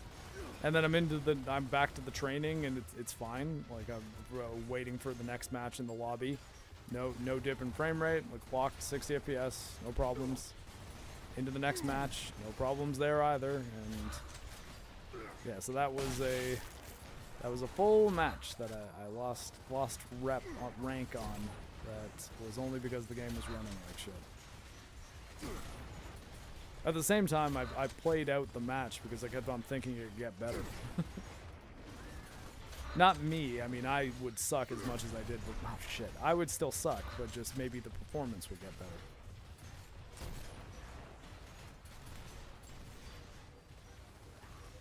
Playing some games with very aggressive MMR where I'd see the same people non-stop even without persistent servers. Yeah, see, like, that's the thing. I feel like server issues would more account for lag than just this was a performance dip in how the game was running. And I don't know what could account for that exactly. Like, it wasn't like it's running at 60 FPS. I'm just getting freezes that seem to be due to, like, server lag. It was... No, just everything is animated at 30 FPS now for some reason.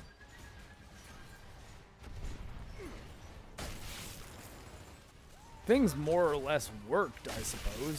So, I mean, that's something, I guess. But, it definitely wasn't in peak form. Especially for a fighting game. It is tough to functionally play a fighting game when your frame rate's compromised.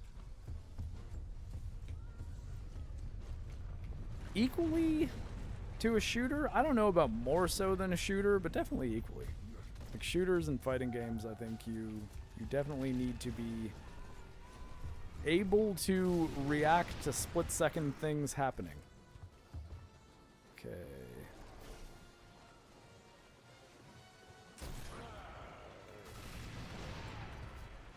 Dom, you're down already?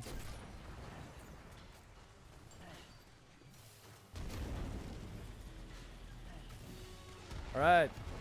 That was a trick. I figured out your trick, game. Let's move out.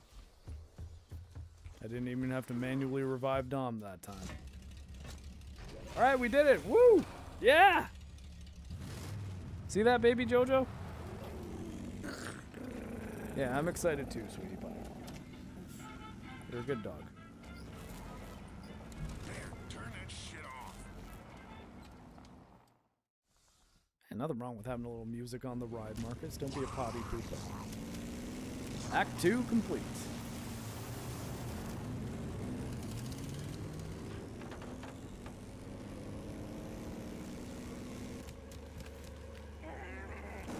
Now, I'm assuming that it's connect to server, Slumpy, because if it was peer-to-peer, I don't think there would be such aggressive anti-cheat in DRM. Which is hurting the game.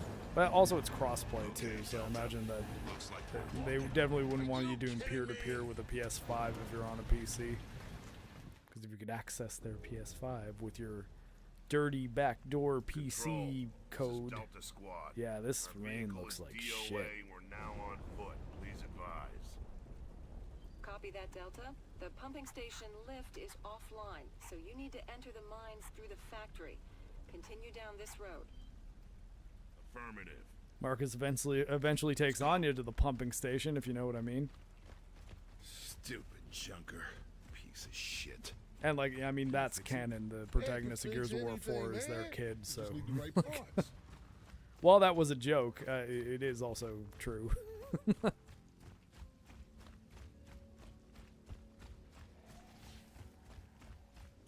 But yeah, in the comparison video I was talking about, the rain looks so much better on the Xbox 360 version that it's kind of wild. Like, it's actually nuts how shit this looks in comparison.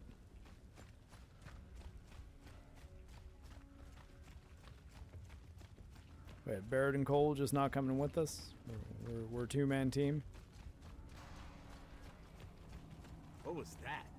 Explodey What wraiths, looks I like think. glowing wretches out here. Copy Wretches. that. We've had Wraiths. reports of lambent wretches Shit, I before, still have the fucking possibly sniper due to rifle? direct Am I emulsion gonna be without the exposure. Lancer for the rest of the Be fucking game? advised, they are extremely volatile. Okay, well, at least I feel like a Nasher might actually do stuff against you. I don't want the long shot anymore, though. I want my Lancer back.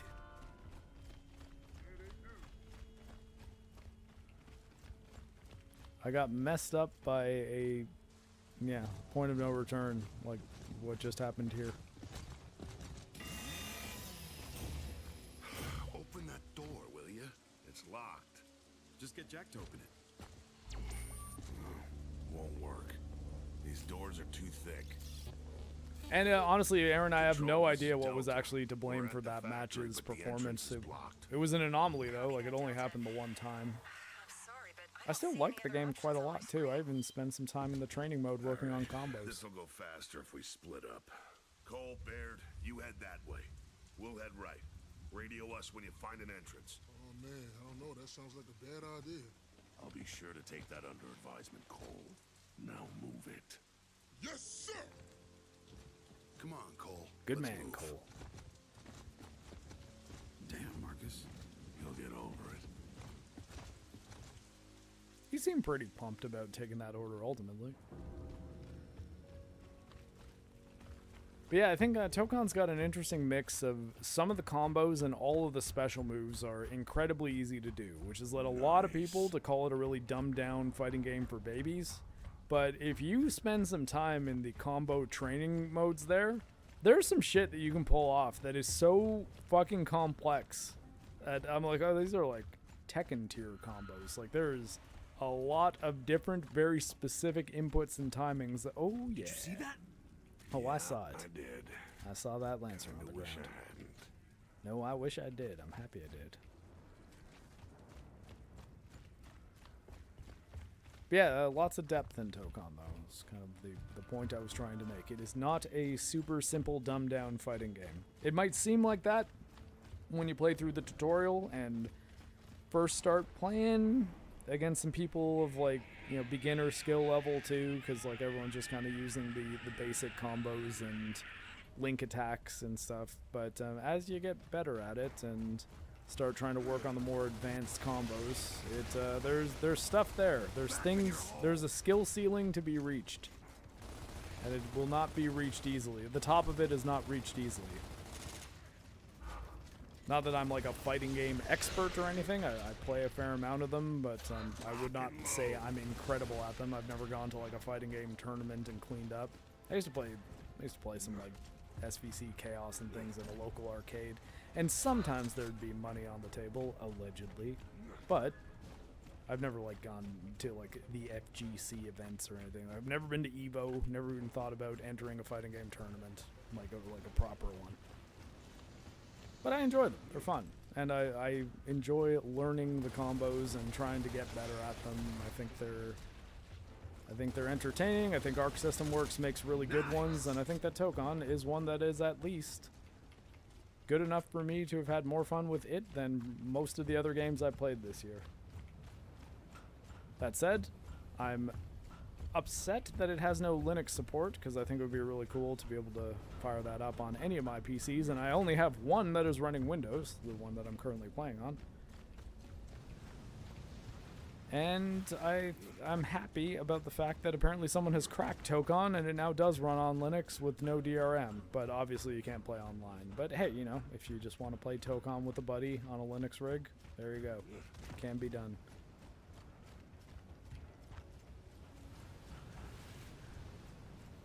And, I mean, if you guys want me to stream Spider-Man 2, I can. I do have a copy of it, and I fiddled around with it actually a little bit this morning before my appointment, because I woke up, had to wake up really early for the appointment, but I ended up waking up a bit too early.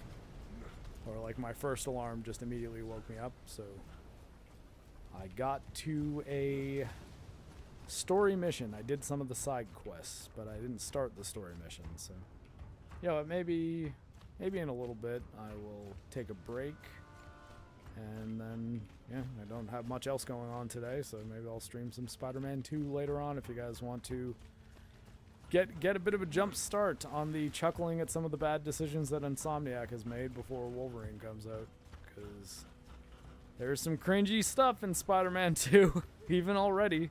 I have played it before, though. I did play it on PS5, but I saw it fairly cheap on CD keys and figured I'd pick up the PC port and possibly give it another chance, but almost immediately I was bothered by some of the Spider-Man jokes that were ultra lame, and I was like, oh my god, I forgot actually the writing was as bad as it was. And the game is fun enough to play. Like, I mean, the swinging's good, the combat is simple and very, very based on really flashy special moves and the cooldowns on them, but it's fun enough. It's not like, it's not bad. But the story, man, the story and the writing is pretty rough. It's definitely not good. Okay, so something else that I need to find an entrance to the factory. Okay. There was one button I was able to press. Did that not do anything? Can I kick down this door maybe? No. No, almost nothing about Spider-Man 2 other than the MJ stuff and the Nexus mods controversy. Funny enough, one of the first things I did was I went on Nexus mod and found was trying to find out if I could make Mary Jane look more like Mary Jane, and one of the mods that allowed you to change her face involved installing like a whole mod manager for the game that seemed like probably not too much work.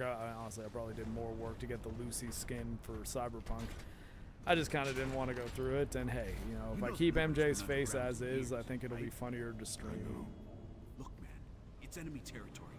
I mean, it's bad enough when we're fighting these things outside, in broad daylight, but underground, in the dark? Yeah, could be bad. But hey, don't tell Baird that.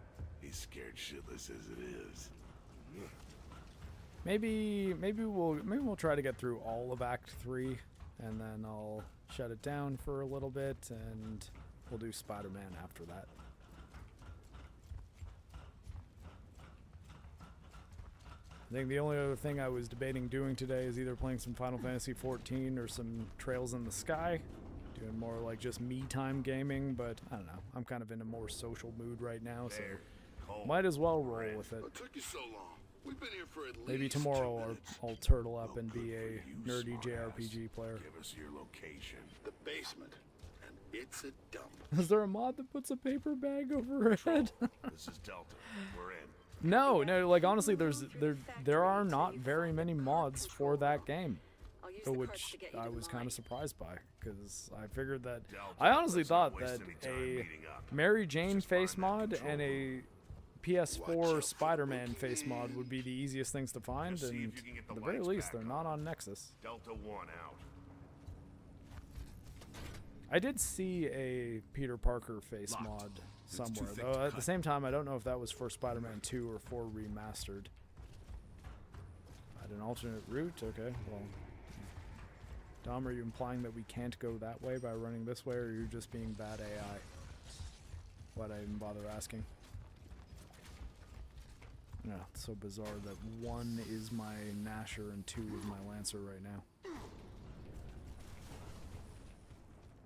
Okay, just some ammo in here.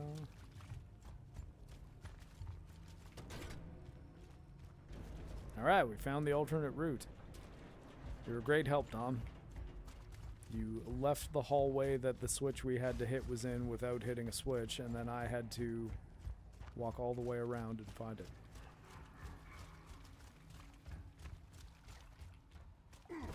Boom, kick. 30 FPS cutscene. Guts.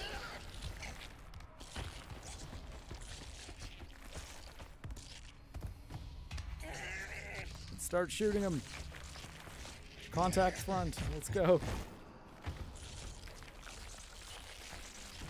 So I played a lot of RTS games when I was younger, like Warcraft 2, Command and Conquer, Red Alert, Command and Conquer, comma, Command and Conquer, Red Alert. I guess. It might have just sounded like I only played Red Alert. I think I got it.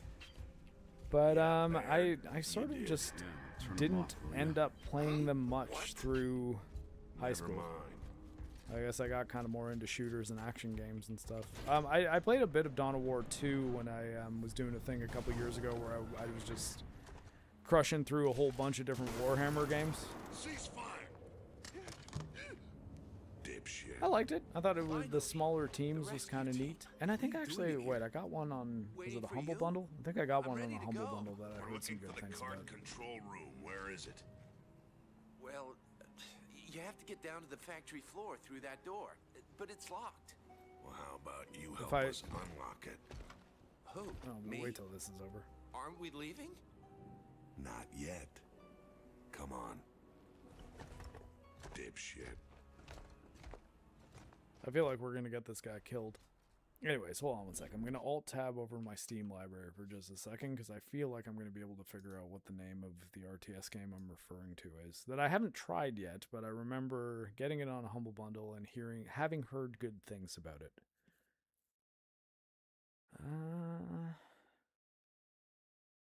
No, I think it started with an R. Rise of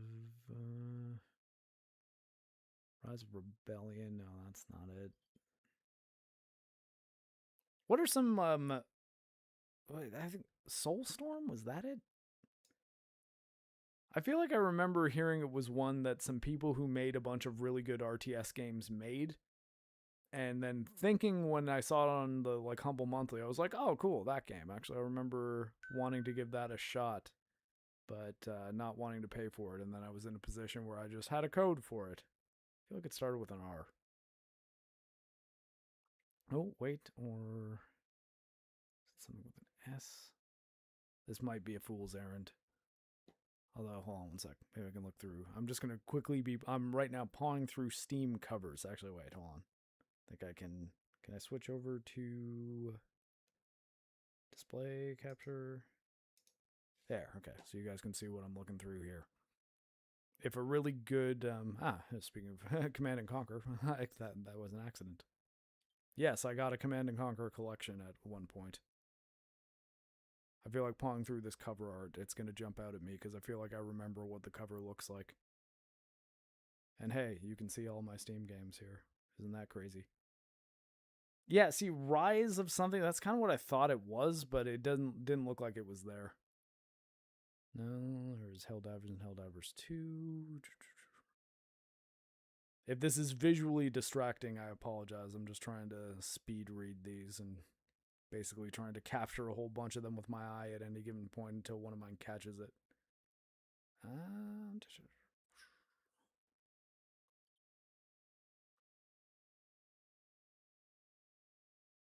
Man, yes, this is what, for all the people that are like, hey, yeah, Steam PC players, they just pirate games. It's like, well, how do you explain my Steam library then?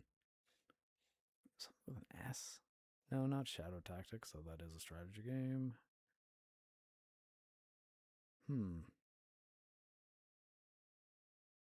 It was on Steam, right?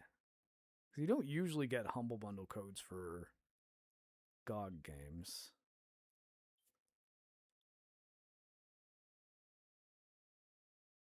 There'll be some Tomb Raider here. Trek to Yomi, I have that game? I remember thinking it looked kind of interesting, but I didn't remember actually buying it.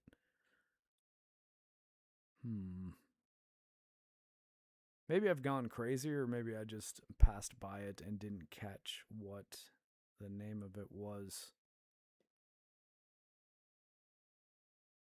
I think I remember it being one that Metal said he played on not a Humble Bundle, on a Steam Next Fest. And I didn't get around to playing the demo, but then I was like, oh, cool, now I just have this game. That's neat. Quickly checking out the top here. Not Battletech, although I heard the Battletech game's actually alright. Is it Black something? No. Alright, I guess here's our challenge. Find the names of some RTS games that have come out in the past 3 years, because I don't think it was that old. I think it was a game that was relatively recent.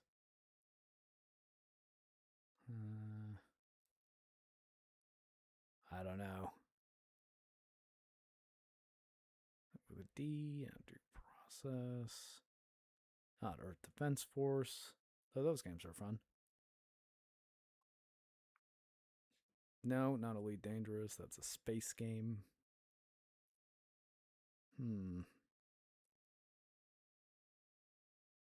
Well, this might be a failure.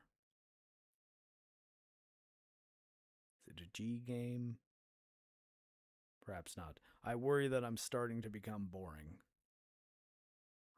It's one of those things, like, now I'm getting the feeling that, like, one more scroll down and I'm definitely going to find this game. Like, is it Iron Harvest? I feel like that's a turn-based strategy game. Nah, that's not jumping out at me as like, oh, that's the one. Alright, we'll go back to Gears of War for now. But hey, if any recent real-time strategy games jump out at you as, oh, this game came out not long ago. Big into furry games. What furry games did I even have? Like Crash Bandicoot? Like, is Crash Bandicoot a furry game? I mean, I guess I have some Sonic the Hedgehog games. And the furries are a fan of Sonic.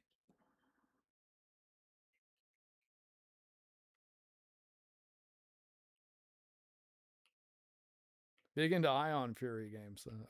Sorry. I actually read that incorrectly. But I think I only had the first Ion Fury. That was originally called Ion Maiden, but Iron Maiden made them change the name.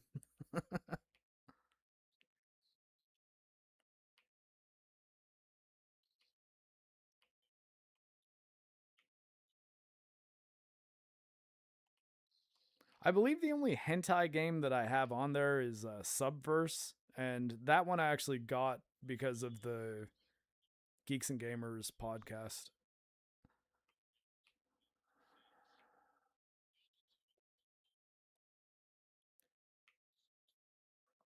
We were doing the Geeks and Gamers like gaming podcast for a little bit, and that was the game that Tim Pool was in a legal battle with. There was like a hentai game that was on Kickstarter, and apparently he had a political news website called Subverse, and they made like a porn game, and everyone was like, yeah, someone should play this game just to see how it is, and played a bit of it. It's definitely a porn game.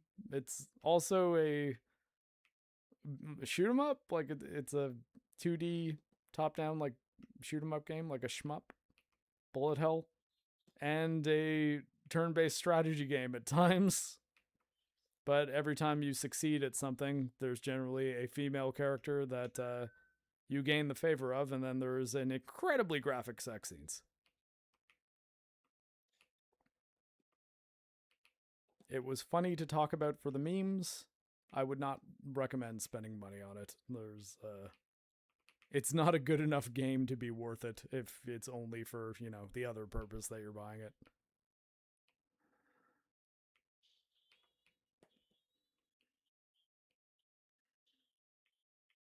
Okay, well. No shit, Dom.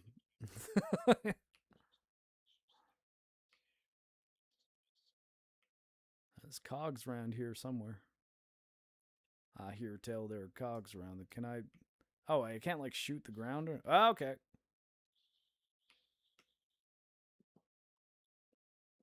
Well, that's not where the cogs are. And, no, so Aaron, very often I'll get bundles that just have a whole bunch of games in them. So, Humble Bundle is the site that generally most of that collection that I haven't played is from. And then, like, games that, say, I had on Xbox 360 or PS3 or PS2 or whatever, just because there is... Oh, shit. There is a Steam version of it. I will, Okay, well, can I go down there and just kill them all and then climb up the ladder? Because I feel like I'm never going to be able to run to that ladder. Or do I have to go down there and die while getting a cog that might be there? But yeah, so if I have games that I like played on another platform, like on a console, I will see that there's a Steam version, and then I'll often throw them on my Steam wish list, and then I'll pick them up if they go on sale for like $1. Because that's one neat thing about Steam. Like that happens. A game that you liked that was like 10 years old might just be like $2 Canadian on a Steam sale. Eventually. Romance options in games, I mean, I guess it depends on the game, right? Like, I think in an RPG where the design is based around the player choosing how the story unfolds, I like romance options. I think they're kind of neat to have because, especially if you find a character appealing, if you've got the option to see if you can, do the dialogue choices that can let you romance the character. I think that, crap. It adds an element of character to it, right? Because like now in your version of this story, you've got, oh crap. Yeah, I don't think shooting my way out of there is happening on this difficulty. But if it's just like in the game for the sake of being in the game, but they didn't actually take the time to write romances that make sense or that are rewarding, then I don't think it's really worthwhile. Like, for example, though, I like the romances in Cyberpunk quite a bit. Or at least the ones that I did. Which, I mean, realistically was just... shit! I could have sworn that route was fine, but that is the one I fell on last time. I don't think the cog is down there, though. So I gotta just figure out what the path through here is. But yeah, like I think the Pan Am romance in Cyberpunk was cool, as well as the Judy romance if you're playing as female V. And why do I keep on forgetting that is not the way to go? That I gotta go straight first, then left. Okay. And yeah, like Mass Effect is another good example of, I don't think I would have enjoyed Mass Effect 2 quite as much if romancing Miranda wasn't an option. Like I think that there were times in that game where I'm just like, man, she's really starting to like me, it seems. That's pretty cool. I also thought that Knights of the Old Republic, I thought that the romance between Revan and Bastila was pretty cool. And I was like, oh, nice. Like, there's actually like a love story here. That's neat. Because, I mean, there's love stories in fiction, right? Like, that doesn't necessarily mean there needs to be a full-on, like, hentai sex scene. Sometimes it's kind of either funny or debatably sort of cool when there is, but I don't necessarily... What the hell? Okay, so it's not straight that way. I am messing up every single direction for this stuff. Now, do they explode? They don't explode on their own when they get close to me. I guess they only explode when I kill them. Which means if I do fall down, I got so close to the end on my first shot. Oh, shit. Okay, well, stay to the left. That one. Have they not noticed me? Okay, cool. Nice, I made it. Yeah, go ahead. Climb up the ladder. Fuckers.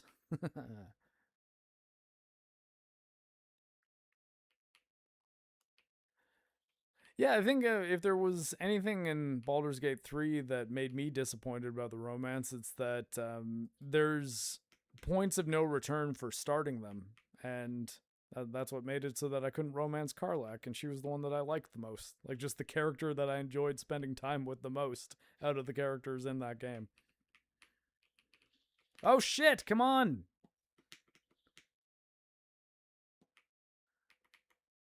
Can I make it? Okay, good. How the hell did you hit me up there if you're not climbing up with me? Are enough of them dying that I can just afford to fall? Oh, yeah. See, you're doing great, Dom. Really taking chances here. Hey, buddy. Oh, yeah. And I hate that I can't roll. I would like to be able to roll my way out of these scenarios. I knew it. I knew that was going to happen. Come on, health, recover.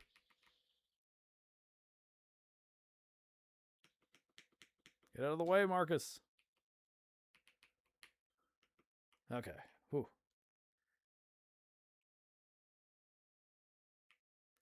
You pick Lysel just like you did the like hipster pick for Lysel. You're like, yeah, no one's gonna romance the Batgirl with the Michael Jackson nose.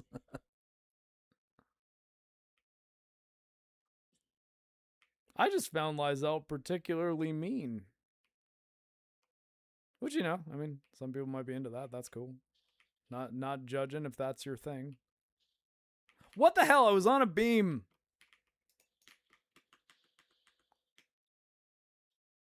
Oh, this is not good. Climb, Marcus. Okay. I found the cog though, so that's nice. I feel like these beams just look...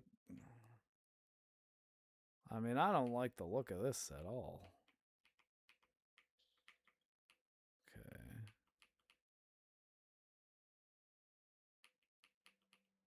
Huh.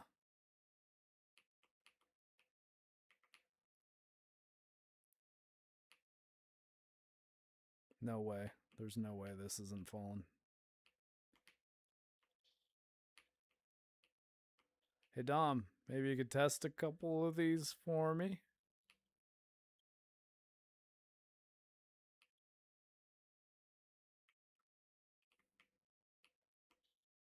Shit.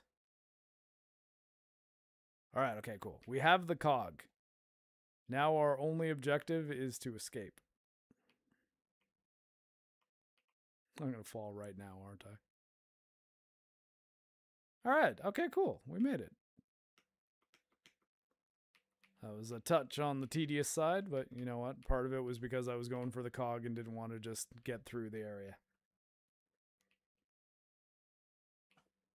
I know, Karlach is just, she's got such a good personality. She calls you a soldier. She's always got your back.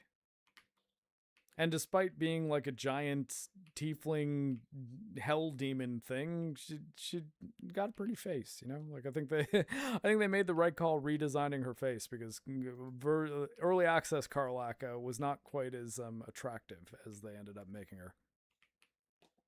She's still like a giant tiefling demon looking thing, but they were like, yeah, let's make it so that if you look at her face, it's like, oh, well, yeah, she actually like she's pretty. So yeah, that's nice.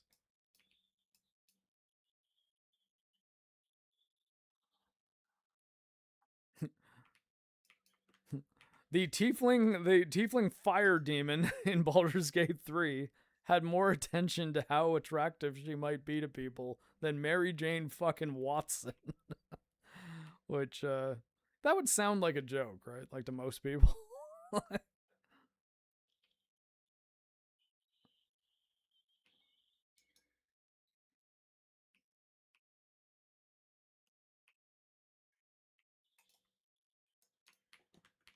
Ah! I used Gale because I wanted a magic user. But yeah, Shadowheart, Karlach, Gale were my my three. So, I mean, saying as I was a male character, that was actually an even split. Although, I think had Gale not been as effective to use in combat, I might not have used him. She's the rogue? Like, no, Karlak is, she's a barbarian. Like her class.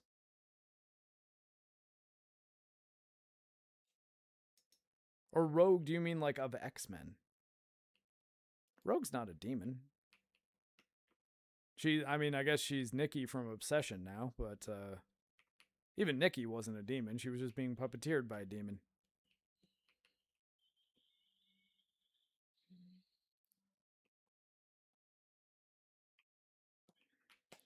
I played as a ranger in Baldur's Gate 3. Although I kind of want to play it again, to be honest. I think, though, I enjoyed playing as a ranger, so it would be difficult for me to get past that character screen and not do it again. And I think, honestly, the class I liked the most next to the, like, ranger kind of dual-wield class that I made was barbarian, and I don't think I'd be able to make a barbarian because it'd be like, oh, well, but, like, I want Karlak in my party. I don't need 2 barbarians. What kind of team composition is that? Although Karlak was so good that actually I think having 2 barbarians would probably not be terrible. Oh, because you can't properly romance her? I mean, you can, sort of. It's just, I guess you can't ultimately end up with... Oh, I guess here, wait, spoilers for Baldur's Gate 3.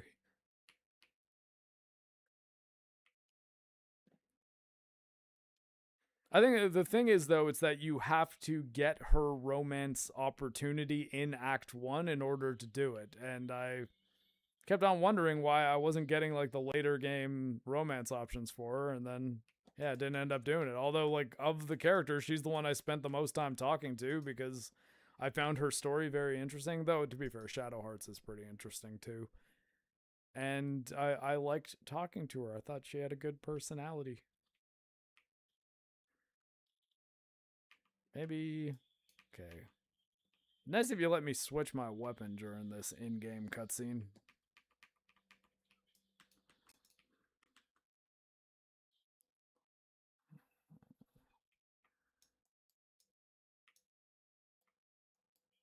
Shit.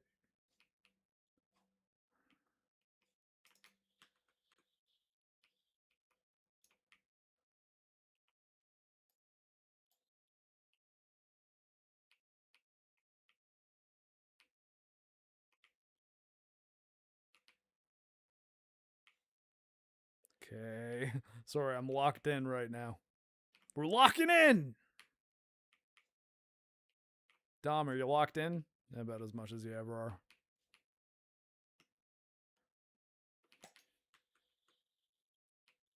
Shit. Oh, come on. It's not very locked in of you, Dom. Okay, I think we can unlock. Unlock balls. Out of curiosity, did your Act 3 random kidnapping pick a character you didn't even care about? Random kidnapping. I might not even properly remember that. But hey, you know what? Don't remind me of it, because then if I do decide to replay Baldur's Gate 3, some things will look, will surprise me a bit more.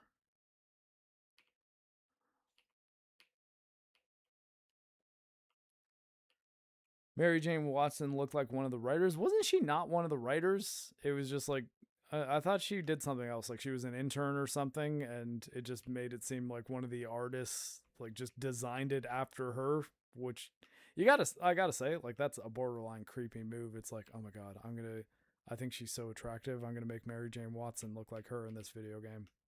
She's gonna think that's so awesome. It's like, okay. But yeah, no, I've definitely seen the picture of the woman that you're talking about. I don't remember her being a writer, though. I think she did something else. It's okay, Baird. I won't say shit. It's gotta be. Yeah. Good job, Coltrane. You're the best. So we pressing this button or what? There's a button I can press? Does Baird have to do it or something? Do we have to wait for Coltrane? Oh, we valving. We're Half-Lifing it up right now.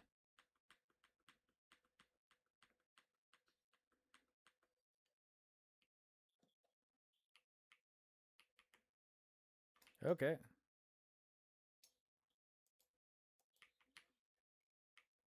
Yeah, see? We're locking in yet again. Because these enemies blow up and kill us extremely quickly on this difficulty.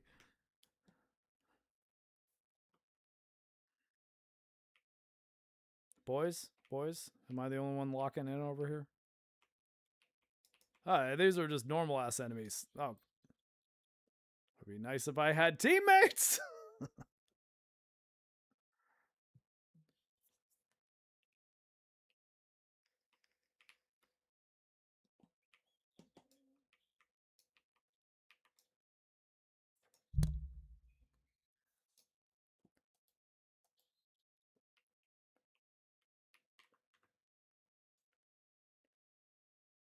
Okay.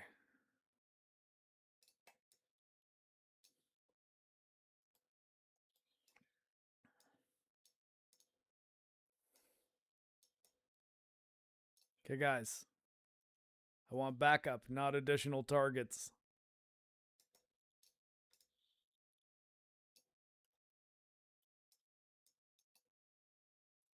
Okay.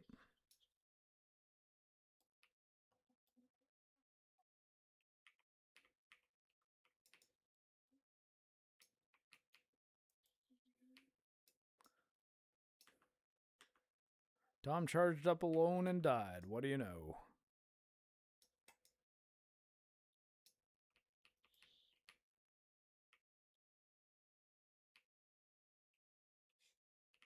Dominic.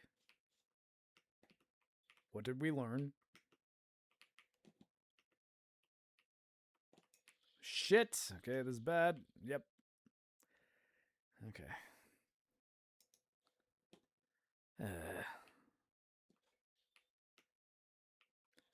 So great on a difficulty where I've got no good cover and enemies that can just run up to me and explode and kill me in one hit. That's my favorite thing in shooters. Favorite type of enemy. I say it all the time. That I just love these and they don't annoy the living hell out of me. I don't even like the spawns in Quake, and Quake is like my favorite video game of all time.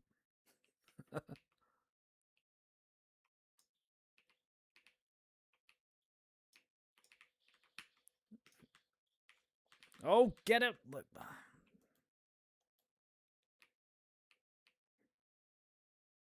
Thank you for killing that one, Baird, although I almost had a heart attack.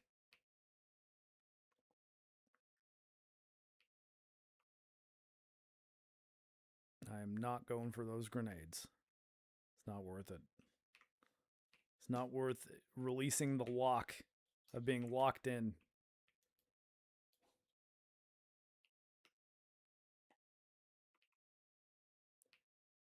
Are we killing enemies or are we progressing for distance here? Like, are we reaching an objective? Perhaps we need a square crank to put in there.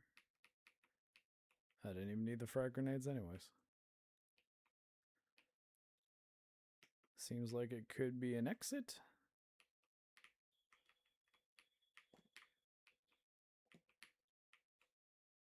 Okay.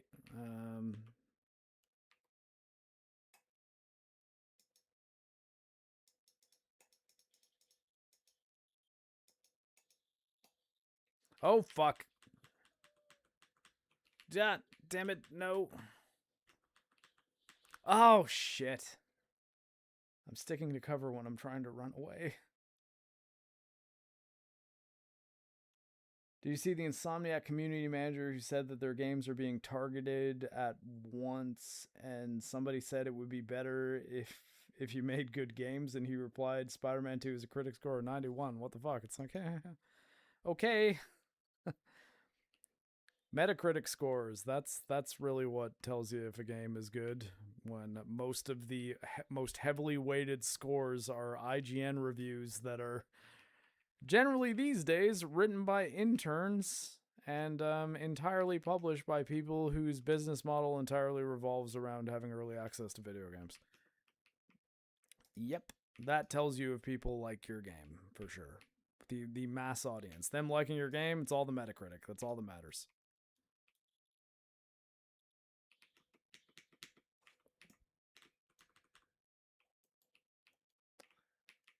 There was sarcasm in that, just so we're clear. Just so I'm not confusing anybody. And, like, I mean, again, I think the thing he needs to do, just don't respond to stuff like that. Just stop it. Or, like, acknowledge the criticisms people have of your game. Because you might still be able to sell those people your next game. That's not impossible. But you're not going to be able to do that if you're like, what the fuck, man? Like, Metacritic says we're a 91, therefore our game is amazing. It's like, no, it's got problems. Okay, like, there's things to like about it. But they dropped the ball on the one thing that made the PS4 Spider-Man game really great, which was it was a very shit. The one thing that made the PS4 Spider-Man game really great, aside from being like a competent and functional Spider-Man game, was it was a very good Spider-Man story. That is the thing that Spider-Man 2 does not have, no matter how much you like the game. You can't argue that Spider-Man 2 had a good story, or you're lying/coping. On the cope-cringe continuum, you're coping, and that's cringe. And I didn't make up that saying, I enjoy it.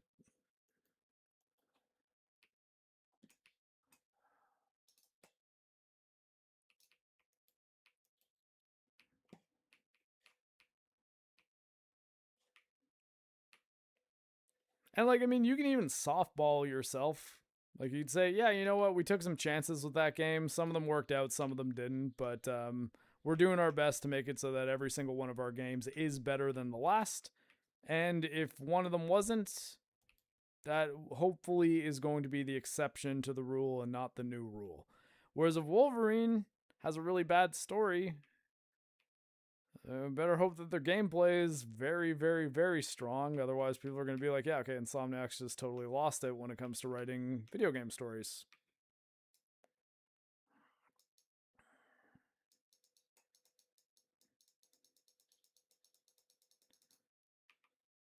Okay, oh, nope. Now we're running again. We're running until we have full gear gone. Oh, man.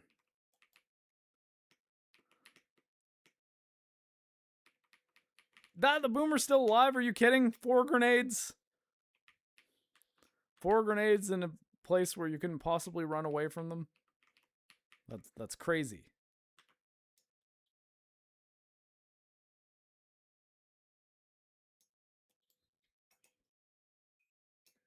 Okay.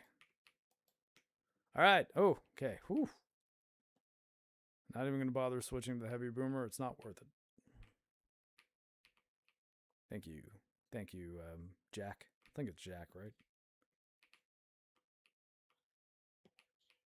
See, there you go. He survived the Titanic after all.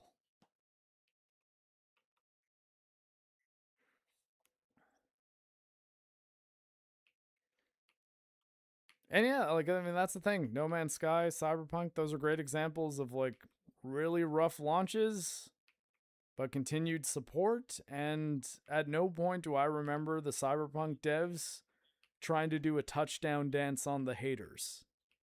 Or No Man's Sky, you know? Like, they made the game better. I think that, though I do think that both CD Projekt and Hello Games are going to be in trouble if Light No Fire and Witcher 4 launch rough.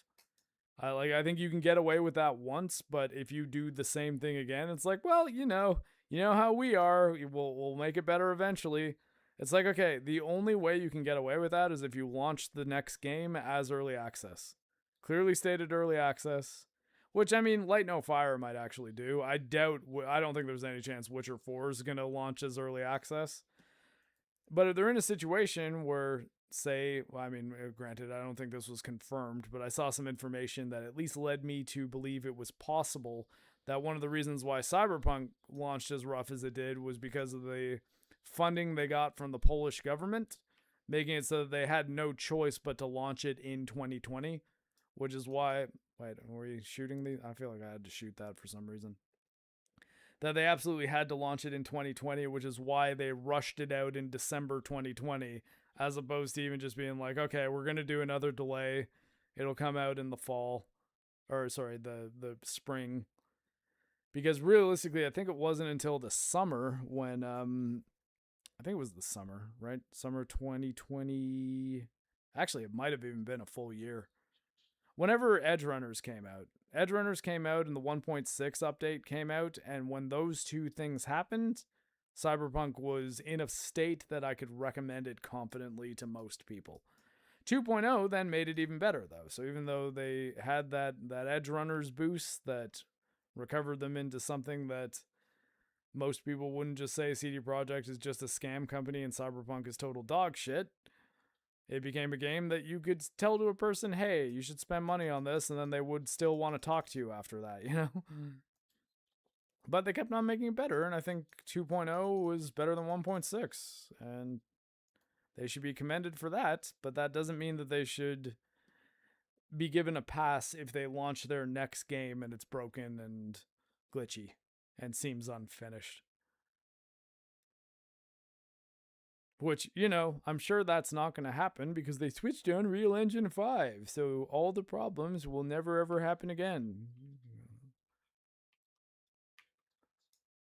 It's crazy. It's crazy to think that CD Projekt was like, well, Cyberpunk's launch was rough, so you know what? We're just going to move to Unreal Engine 5 for both Cyberpunk 2 and Witcher 4. Yeah, so 2022, so it was at least a full year after Cyberpunk came, or over a full year and a half. 1.6 should have been 1.0. I remember 1.3 being pretty substantially improved, but it still wasn't where it needed to be ultimately.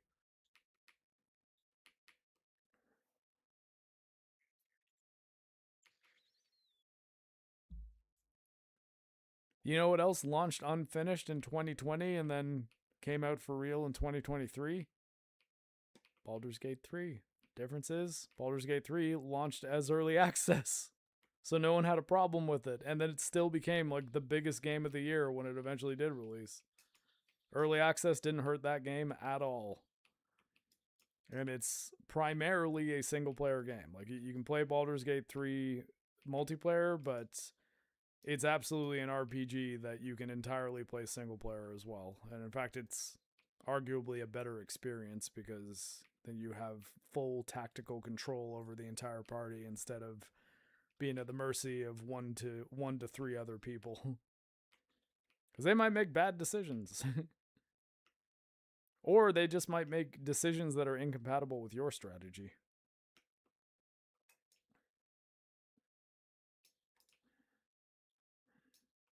I guess that is what makes it more like a tabletop role-playing game, like a D&D game over just a turn-based strategy game, because if you're making all the strategies yourself, then that's more like a Final Fantasy Tactics style turn-based strategy, whereas if people at the D&D table are choosing what they're choosing and the dice is ultimately what's going to decide if it works or not, that's a little bit more risk there. For you, I mean, like, and obviously for the whole party too, but hey, I mean, the advantage is if you get a lot of players that are very competent at making compatible strategies, then, you know, you might have a better time than you would playing alone.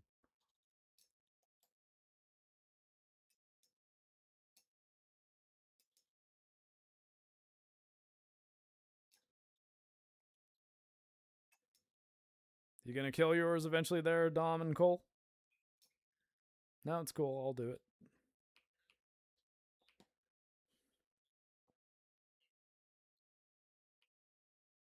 Get on your platforms.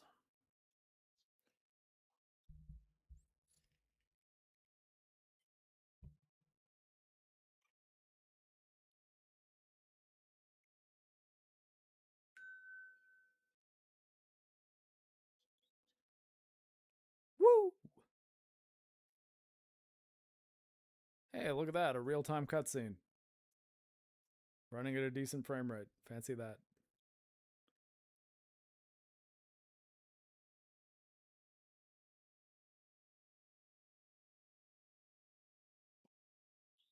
All right. 2 more chapters of Act 3, and then we'll call it a day on Gears. Yeah, Bethesda not saying much, not doing much. That's the other end of the spectrum. Well, the thing is, though, like, Bethesda, I don't think they get a pass for that, because when they do talk, they talk about their games as if they're going to change the entire industry. And the last time they released one was Starfield. And I think even if you like Starfield, I don't think you can confidently argue that it's a great video game that is just misunderstood. I think it's like, well, no, it's Fallout 4 in space. Just, I guess it clicked with me more than it did with other people. Like, that's an acceptable opinion, but if you're like, Starfield's a masterpiece, I would really question why you think that. I would need to hear a very good argument. So I think I put about 25 or so hours into Starfield, and that was enough for me. I did not care about anything going on in that game enough to want to play more of it. Oh shit, okay, so we're doing Krill again. There's Krill. And here I am with shadow between me and my generally kind of useless team. Okay, cool, I'm in the light. I see Baird's putting in work, at least. Cole, how did you die?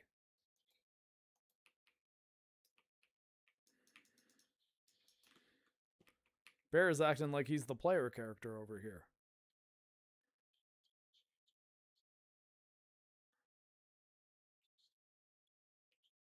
Seriously?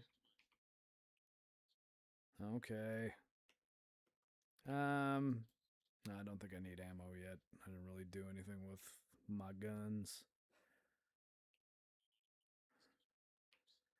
Yeah, see, I think honestly, Todd Howard's "It Just Works" is, I think, less offensive than him saying, this is a fully realized universe that you can explore. You can see different species on every planet. You can mine materials and act like a real astronaut would. And you know what? They're not bored when they're landing on the moon in real life, I guess. So you can't say my game is boring either. Like, it went beyond saying we made a functional video game to, like, really hard, wait, hold on. I'm mixing up letters. Fart huffing. Self-fart huffage.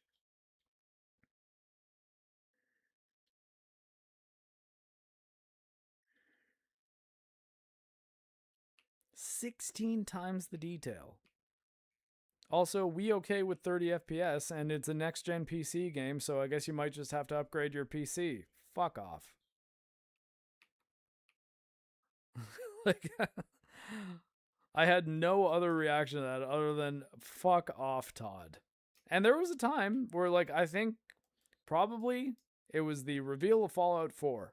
I was 100% on board. I was like, wow, it seems like they're going out of their way to make this awesome. I believe that was also the E3 where the E3 conference when Bethesda used to have their own E3 conference where Doom 2016 was revealed, and they ended it with like a big deep dive into Fallout 4, and Fallout 4 seemed really good and seemed like it looked a lot better than the other Fallout games, and that they did some work to make the combat more dynamic and feel more like a shooter when you're not using VATS, so that it didn't just feel like you were constantly waiting out your VATS timer.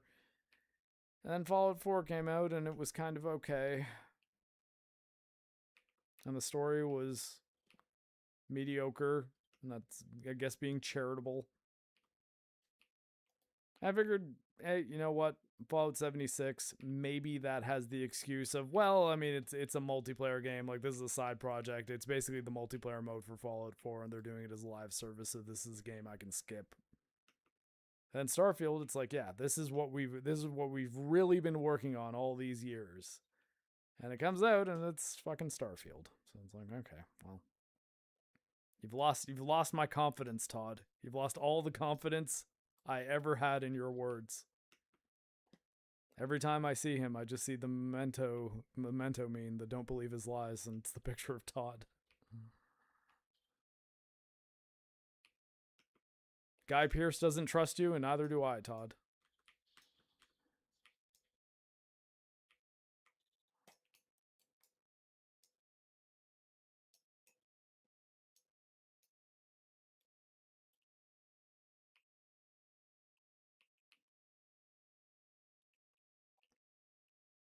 So Fallout 4's gameplay and performance is pretty solid on like a modern PC, but the story is just not very good.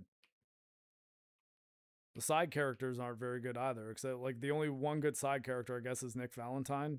Everyone else kind of sucks or is forgettable. And yeah, and then the main plot has a really dumb twist. That's I would say that like as much as Fallout 4 plays pretty well, especially compared to how it played when it first released like on consoles and everything, it's still like you should just play New Vegas instead. And based on how Oblivion Remastered ran, I don't know that you should even wait to play the remaster in New Vegas. I think playing New Vegas with mods might still be the move, as it's been for quite a long time for the Fallout series.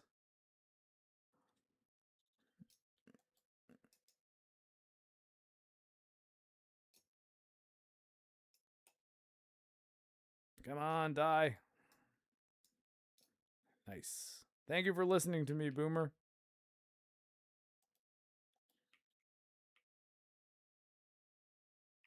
Boomers don't nearly listen to me this much. You hear that, Mom? I threw shade. I'm just kidding, Mom. I love you. Though I know there's zero chance my mom's watching me right now. I don't think she understands what YouTube is.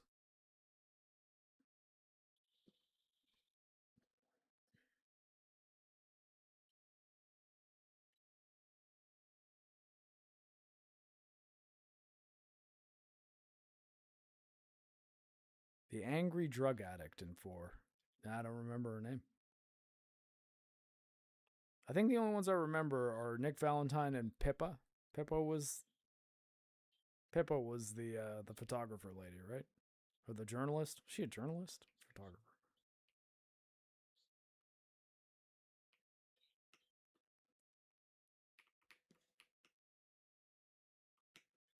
I think like another thing was they switched from the Fallout 3 and New Vegas style of fully written out dialogue choices to Mass Effect style intention choices. So you can have an agree, disagree, or be sarcastic for like each things, or like don't respond.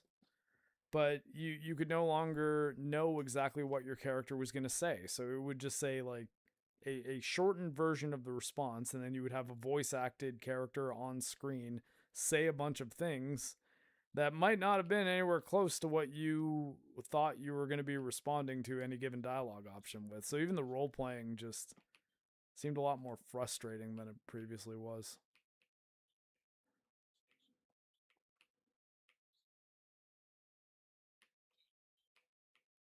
All right. Maybe.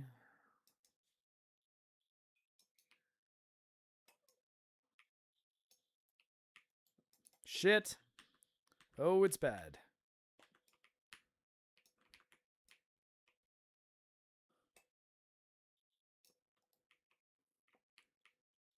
Oh, hell.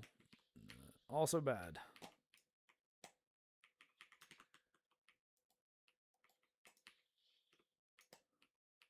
Dom, can you kill one of these things, maybe?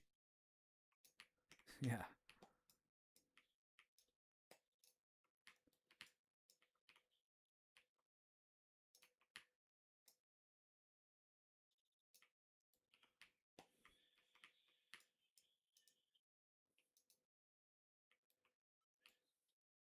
Okay. Whew. Sorry, I was locked in there.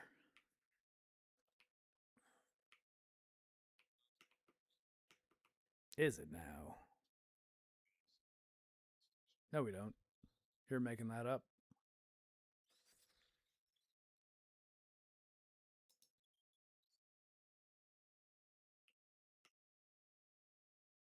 Hey, that was a pun, because he was on the right side. You did get the right path, Dom, don't worry. Yeah, that's the thing, right? And like, well, like voice acting the dialogue, they didn't even have to have it limit it didn't even have to limit the role playing options at all, because you could have just had the full script written out as the dialogue options, but they wanted to look slick like Mass Effect. Everybody loves Mass Effect. You like Mass Effect, don't you? Remember Mass Effect? And it's like, well, you definitely made it less interesting to play than the previous games. I think now, though, that like now that they haven't had a hit game in quite some time, oh shit, no wait, it's not just the explodey guys. There's actual locusts here too.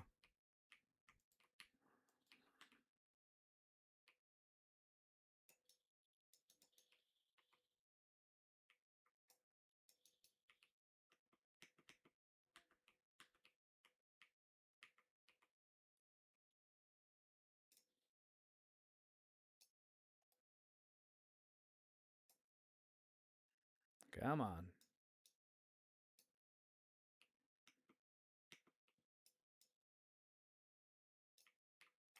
What?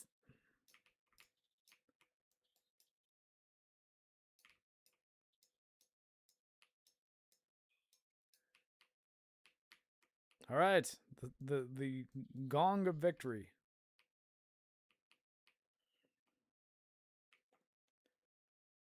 Voice acting. Oh wait, yeah, sorry, I already read that.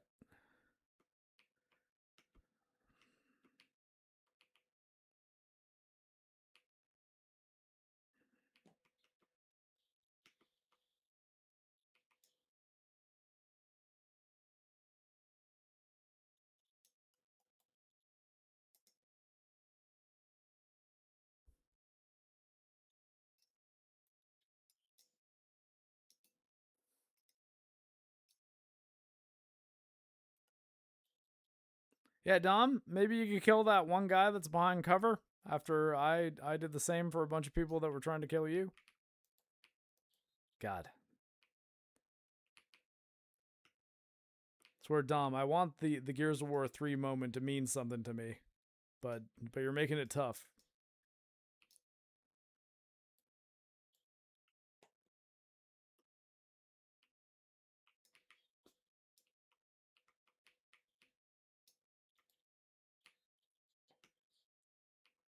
No, let's stop doing this. Let's walk away. Let's stop being Gears of War and just become Gears.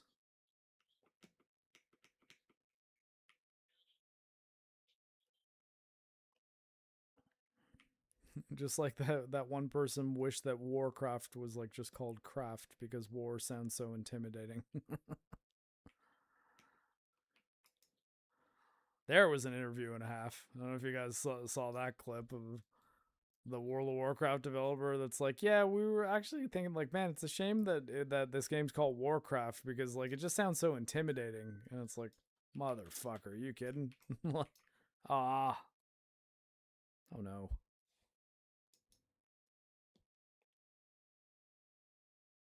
That wait, is the game audio muted? Seriously? How long has it been like that if that's the case? Because I haven't touched anything in the last little bit, but let me just see. Sadly, it doesn't play sound. Yeah, you're right. That definitely looks like there is no game audio playing. All right, cool. Yeah, I think it was on display capture that entire time. That's a shocking amount of time that was the case, and no one told me. So I apologize. I guess because I was on display capture for when we were going through. Wait, I mean, you were able to hear me, right? Like that must have been the case. And no, that muting of game audio was 100% not intentional. Thank you for letting me know, though. This is why you need an active audience. Ah! See, you wouldn't have heard that explosion if you didn't let me know that. It's for when I was pawing through my Steam library. I muted it for that. Didn't mute it for that. It's just I didn't have display audio being captured, only the game itself. So when I switched from game to display, that muted the game for you guys.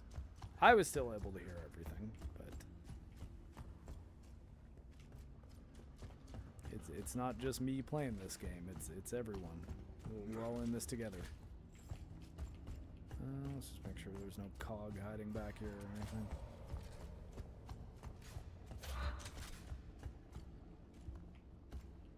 Yeah, it was when I was looking for the RTS title. You know, I think I might know what happened. I might have given it to a friend. I might have been thinking, I'm probably not going to have the time to play this anytime soon, so... Because a couple of people at my clinic got posted to other bases, and yeah, I think actually that might be what happened. And I'll check my humble library, because if the code's redeemed and oh, come on, same fucking guy rushed me. I'm losing it here.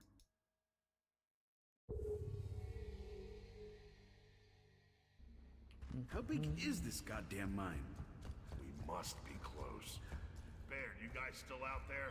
Yeah, unfortunately.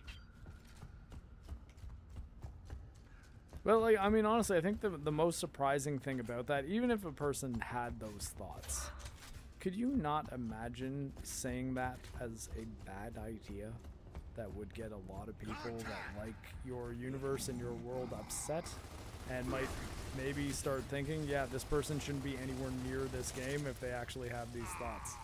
Come on.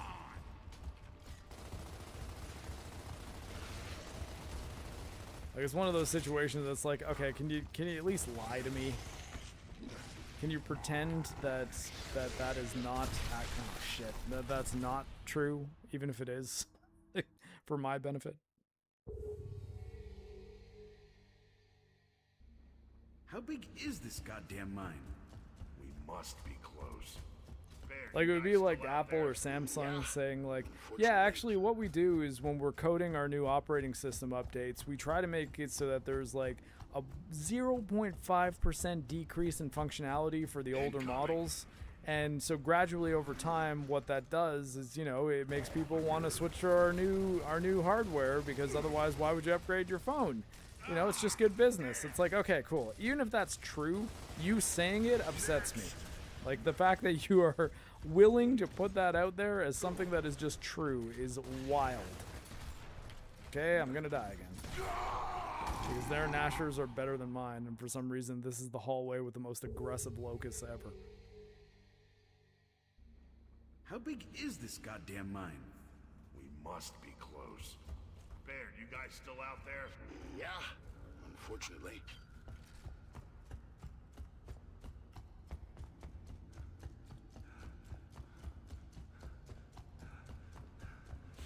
Incoming!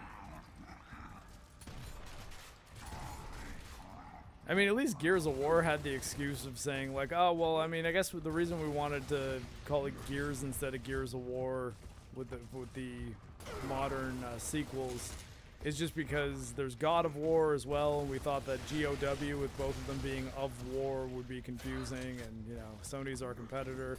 I could at least reasonably understand there being an excuse there, but Warcraft is one of the most, like, popular video game franchises ever because of World of Warcraft.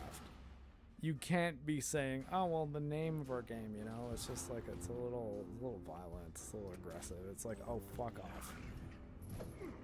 I say that as a person who is like, I've not played a Warcraft game since Warcraft 3, really. I played World of Warcraft for 3 months, and it was taking up so much of my time that I was like, for my own sanity and my own social life, I should not be playing this game. That said, I had a good time while I was playing it. I think one thing I like about Final Fantasy XIV is I can easily put it down for good stretches of time, because, and it like does kind of feel like I'm just mostly moving my way through a single player story. It's just, I've got real people to help me with the dungeons when I matchmake into a dungeon for the story progression. And that works for me, but Warcraft, man, oh shit, okay, fuck off, Dom. Dom, I could really use some backup, like not at the end of the cave where the enemies don't even spawn unless we start moving up. Because I can be shooting one guy that's far away or dealing with the guy rushing me with a Nasher. But dealing with both is actually kind of tricky. Unfortunately.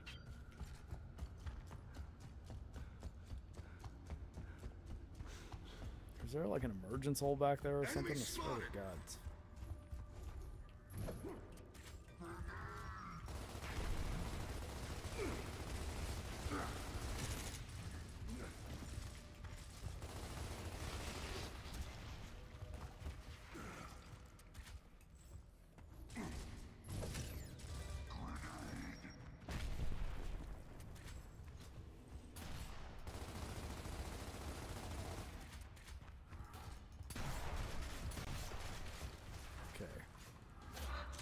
At least my Nasher worked that time.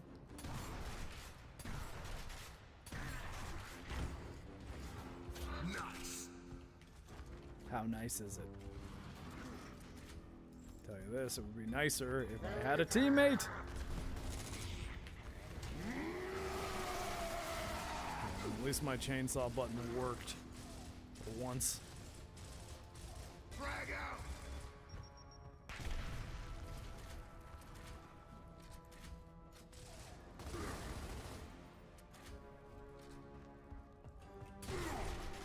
You're kidding, right? Oh.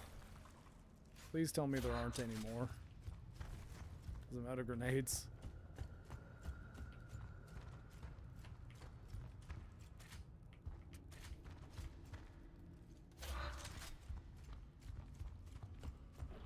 Checkpoint. Especially because I might get distracted looking for the cog. No going back. There, we've got a corpse. Damn, that explains the earthquake. Okay, we're on our way. Oh no. They don't see that as the wrong idea as the problem. They replaced all the people who made it what it was. Yep. Any such cases. Bungie. I mean, I guess, like Bungie. Bungie in whole got replaced, but I think Halo Studios has made a lot of mistakes with not doing whatever they can to get key people from Bungie to have been with them from the beginning and more or less steering the ship, at least until they had a couple good entries under their belt, trained up some new people who could like actually do the job properly, but nope. We know how to make a Halo game better than you. And everyone's gonna love it. Campaign Evolve comes out, and Halo 5 comes out. Alright, yeah, that was fair. Are we just killing the corpser with normal ass weapons? Or like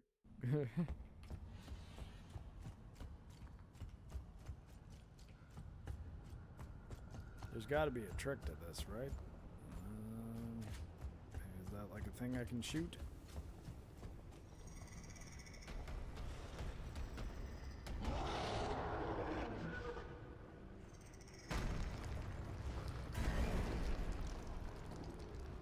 Yeah, Bungie got to make Marathon, though. I think a lot of Bungie's people are new. Okay, well, I can't go back. Can't go forward because I get immediately killed. Shooting that does nothing.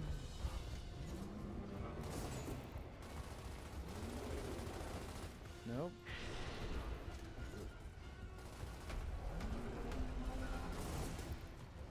I have no grenades.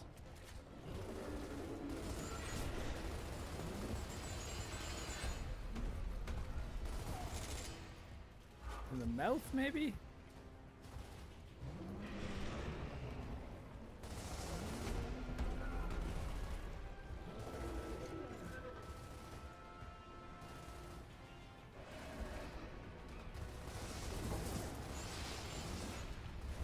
There's gotta be a way to stop it. Yeah, it would be pretty cool if that was clear. Because I've determined that I can't even run past it because it just insta-kills me. Shooting the lights, I'm gonna run out of fucking ammo soon.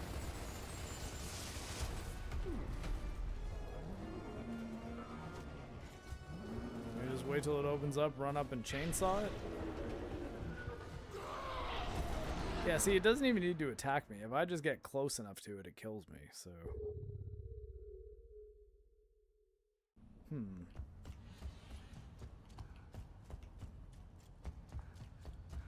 Look, is there anything I can shoot that'll, like, pour some of this shit on it or something? There's some pipes up there, but can I damage the pipes?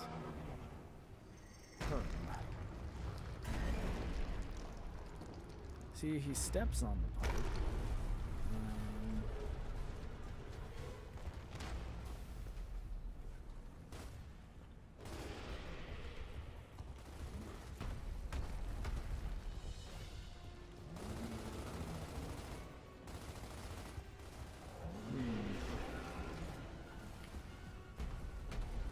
Can I sneak past him? No, I can't run around him. Collapse the roof, but how?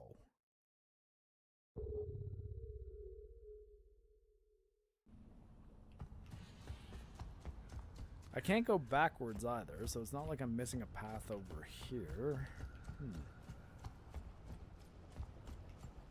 There's ammo here, but I feel like there's gotta be some way I can push it back, or else I can't even get to that ammo. I was thinking maybe if I ran right up to him and chainsawed him, it might do something, but that doesn't seem to be the case.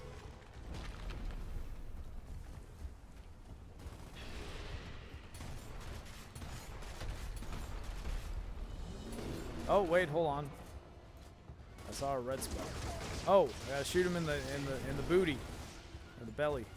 Belly or booty? Hold on. Belly. Guess it's up the front. I was shooting the wrong spot.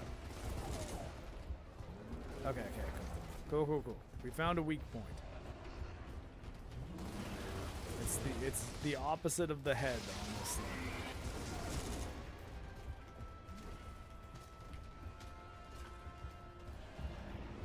Let's keep on pushing him back.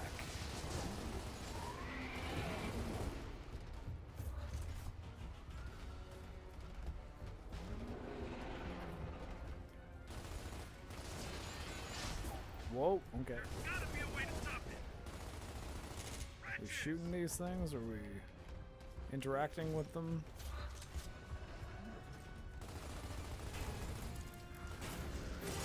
Boom! Nailed it. Alright, we figured it out.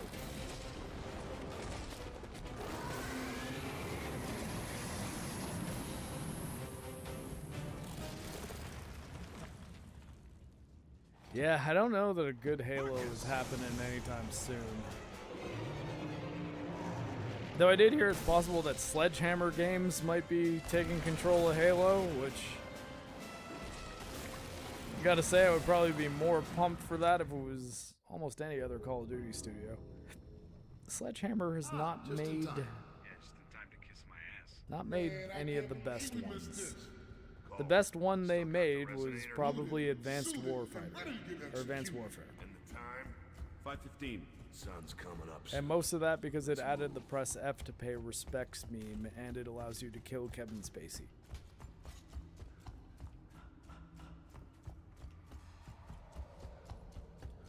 Their other ones were World War II, Vanguard, and I believe they co-developed Modern Warfare 3, original Modern Warfare 3, which to be fair, I didn't hate that one, but Infinity Ward also worked on that, so... I mean, are we just going this way, or are we going back the way we came? It's so distracting when the AI teammates, like, start walking in the opposite direction as you, so I'm like, oh wait, so are you guys just walking towards me, or are we all going towards an objective? Should I be following you? But I feel like this is the way that neither of the player characters would have come from, because it's not a 4-player co-op game, it's just a 2-player. Look at all This is it though, the last chapter. this. Hi, Jojo. How much do you think all that emulsion's worth? I don't think I can count that high. The new Modern Warfare, I think it's now just been pared down to Infinity Ward and Treyarch, but it's like there's a shitload of support studios on each one. I think Sledgehammer's just been acting as a support studio. All right, torque bow. Are we? It's a mandatory torque bow section. I think I'm gonna trade my Nasher for it. I'm not gonna take the risk of getting rid of my Lancer again. Lancer's too versatile.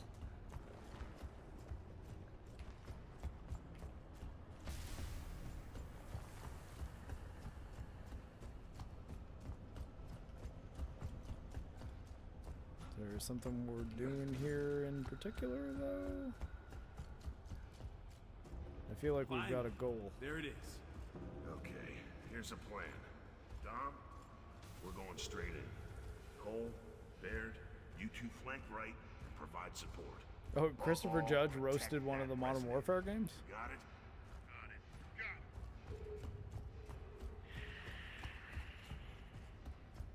You hear that? What the hell's that sound? It's just the wind. Yeah, right. When's the last time the wind said hostiles to you? Ah, this is why I have the torque bow. Those Found are some drones. armored Oh, bugs. shit. Looks like they upgraded. They're called Theron guards. You think they know what we're doing? Well, we're not here to sell cookies, Where'd he go? so they know something's up. Okay. Let's clear that station.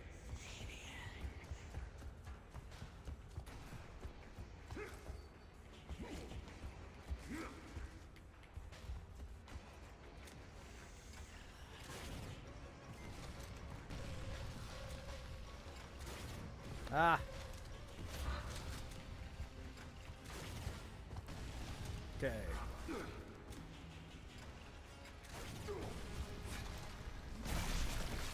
Yep, definitely got me.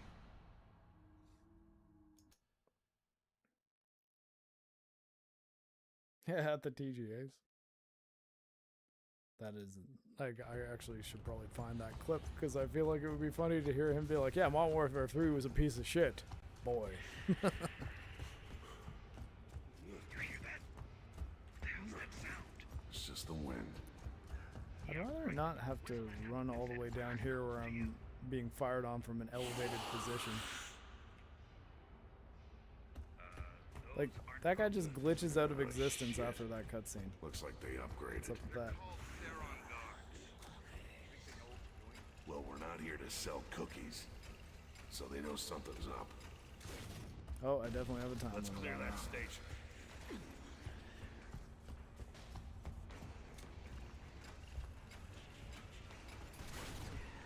Got one.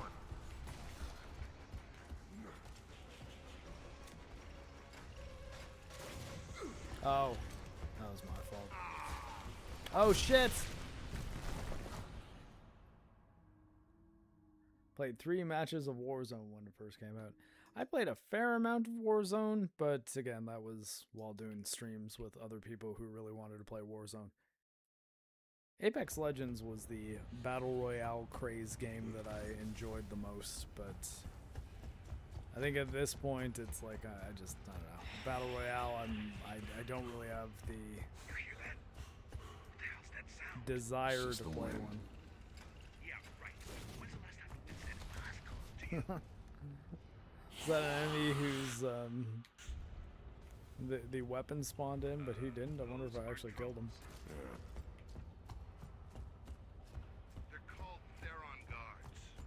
You think they know what we're doing? Well, we're not here to sell cookies, so they know something's up. Let's clear that station.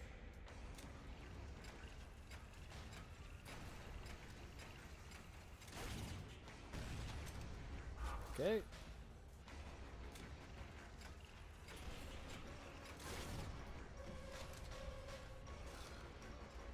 Is there fly time on the arrow? Scratch one grub.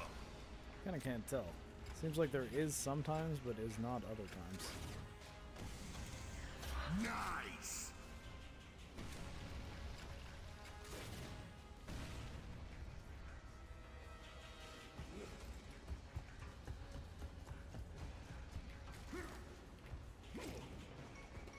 Oh, seriously? I don't get ammo for the torque bow with this thing? Normal ass ammo pickup? I need ammo. Yeah, that'd be cool.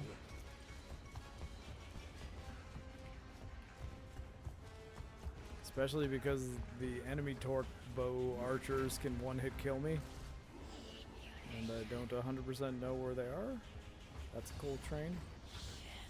I'll take those.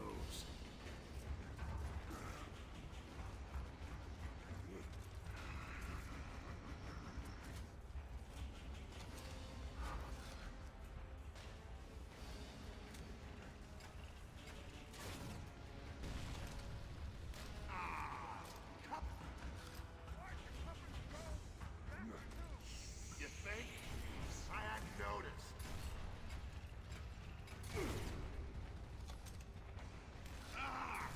Shit. Okay, this is bad. Bring it. Fuck. I'm in lots of trouble here. Hey, Gears? Either of war or not? Are we on the same team here anymore? Has my team forsaken me?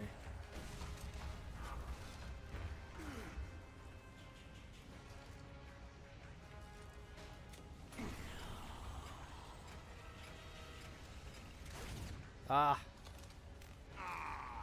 Come on.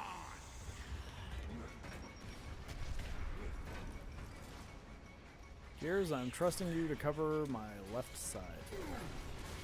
Shit. Okay, this is bad, it's bad, it's bad. Oh, very bad. Highly bad, much bad. Not a lot of good. No good. Bring. Okay. Ooh.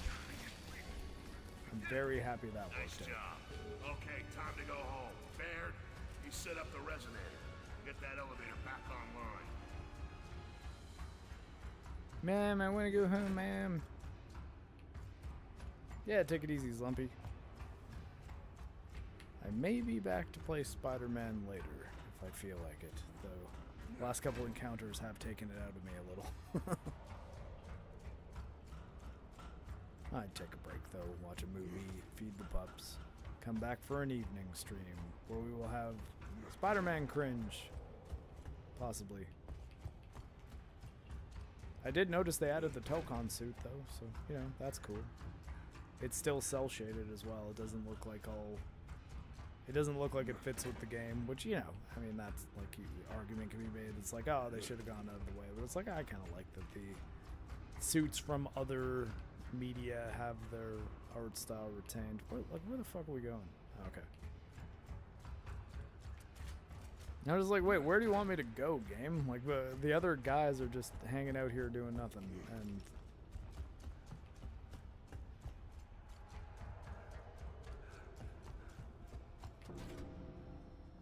Alright, Act 3 complete. I believe there are 2 acts left. Bear, let's go. Perhaps we will knock one of them out tomorrow. Or maybe both.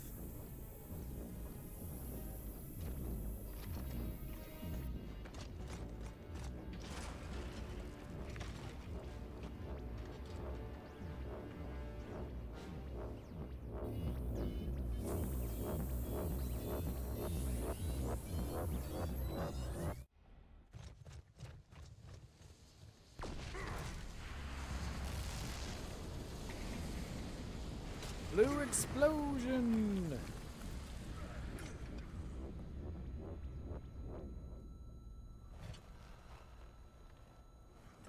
Arc Raiders I generally liked. Had a good time playing it. But again, like it's similar to Battle Royale, it's just like I don't really feel a strong desire to play an Control, this is extraction Delta. shooter. We're clear. Resonator has been detonated. Did it, Marcus? Stand by. King Ravens are en route. Funny enough, I think the Division probably had it right with their idea of an extraction mode. I guess so. Make it just part of a game that otherwise has a world with a bunch of other shit to do. Food, man. Hot food. All day long. Yeah. Delta, bad news. It didn't work. Oh, great. Awesome. What do you mean it didn't work? So happy we went through all that. Bear, Let's go.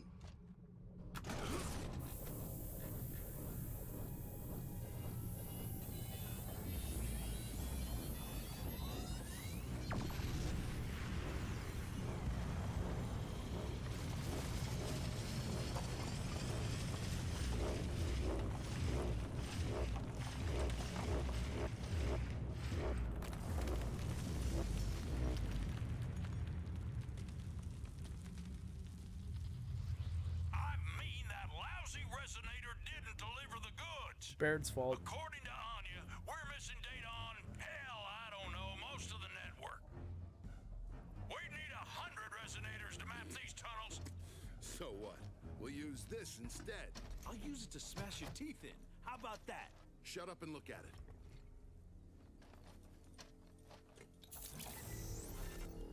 Look, those are locust tunnels, Phoenix. You know I'm right.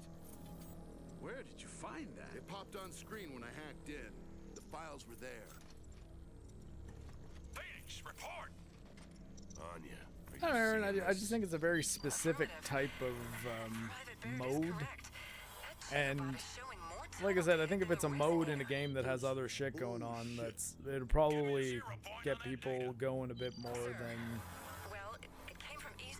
I don't know, this lack of constant shooting. It's like, it's the risk, the idea that you might just be entirely wasting your time. You think you can still find your way back home, Phoenix? Yes, sir. Reroute those choppers. The amount of commitment that you have for time in each match. Same with Battle Royales in that respect, too.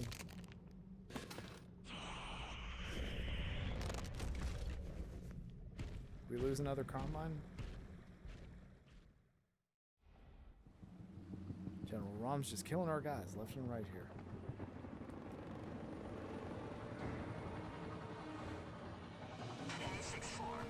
Lonely. Cruising for a date, 2-5? Sorry, honey. You're not my type. Radar echoes ahead. Yeah, Command wants us to get this shit locked down ASAP so we can move to new location. No! The balloon things, they one-hit kill us on this difficulty.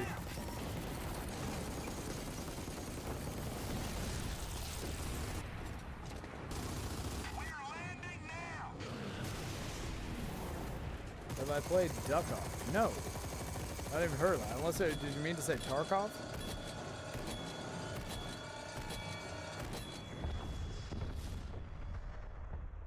And even then, still no. It just, like, I don't know, it's just like, the idea of the extraction shooter in general doesn't appeal to me all that much, and I had a good time playing Arc Raiders with Metal a few times, but, and played it a little bit on my own, but, I don't know, it's just, they don't grab me. I kind of prefer the, like, Horde Siege mode that we were playing in Gears of War E-Day last week, or things like Helldivers or Space Marine, like, that's the kind of idea of an extraction mode that I prefer over the PvPvE extraction shooter model that's been all the rage as of late. But anyways, that's where I will call it at least a morning / early afternoon for now. I might pop back on later. I think it just depends on how I end up feeling. But definitely I'm going to hang out with the dogs, maybe make some food, chill out a little bit, and go for a workout, take these pups for a walk. And if I feel like streaming later on tonight, I'll play some Spoderman. And if not, I will probably be back likely at around noon tomorrow, because I have a physiotherapy appointment at 11. And, oh, there's a game called Escape from Duckov, a parody of Tarkov, and no, this is the first I'm hearing of that, but sounds funny at the very least. But yeah, like I said, I will be, if I'm not back later tonight, I will likely be back on in approximately 22 hours. But thanks for hanging out, everybody. I appreciate you taking the time out of your day to watch me get killed over and over again in Gears of War. But hey, 3 out of, I believe, 5 chapters down on insane difficulty. And I've not been frustrated enough to lower the difficulty. So that's that. And yeah, I will take a look at the Steam page, add it to the wish list, and if it's $2, I'll pick it up. All right, but everybody, take it easy and enjoy my adorable little sleepy puppy.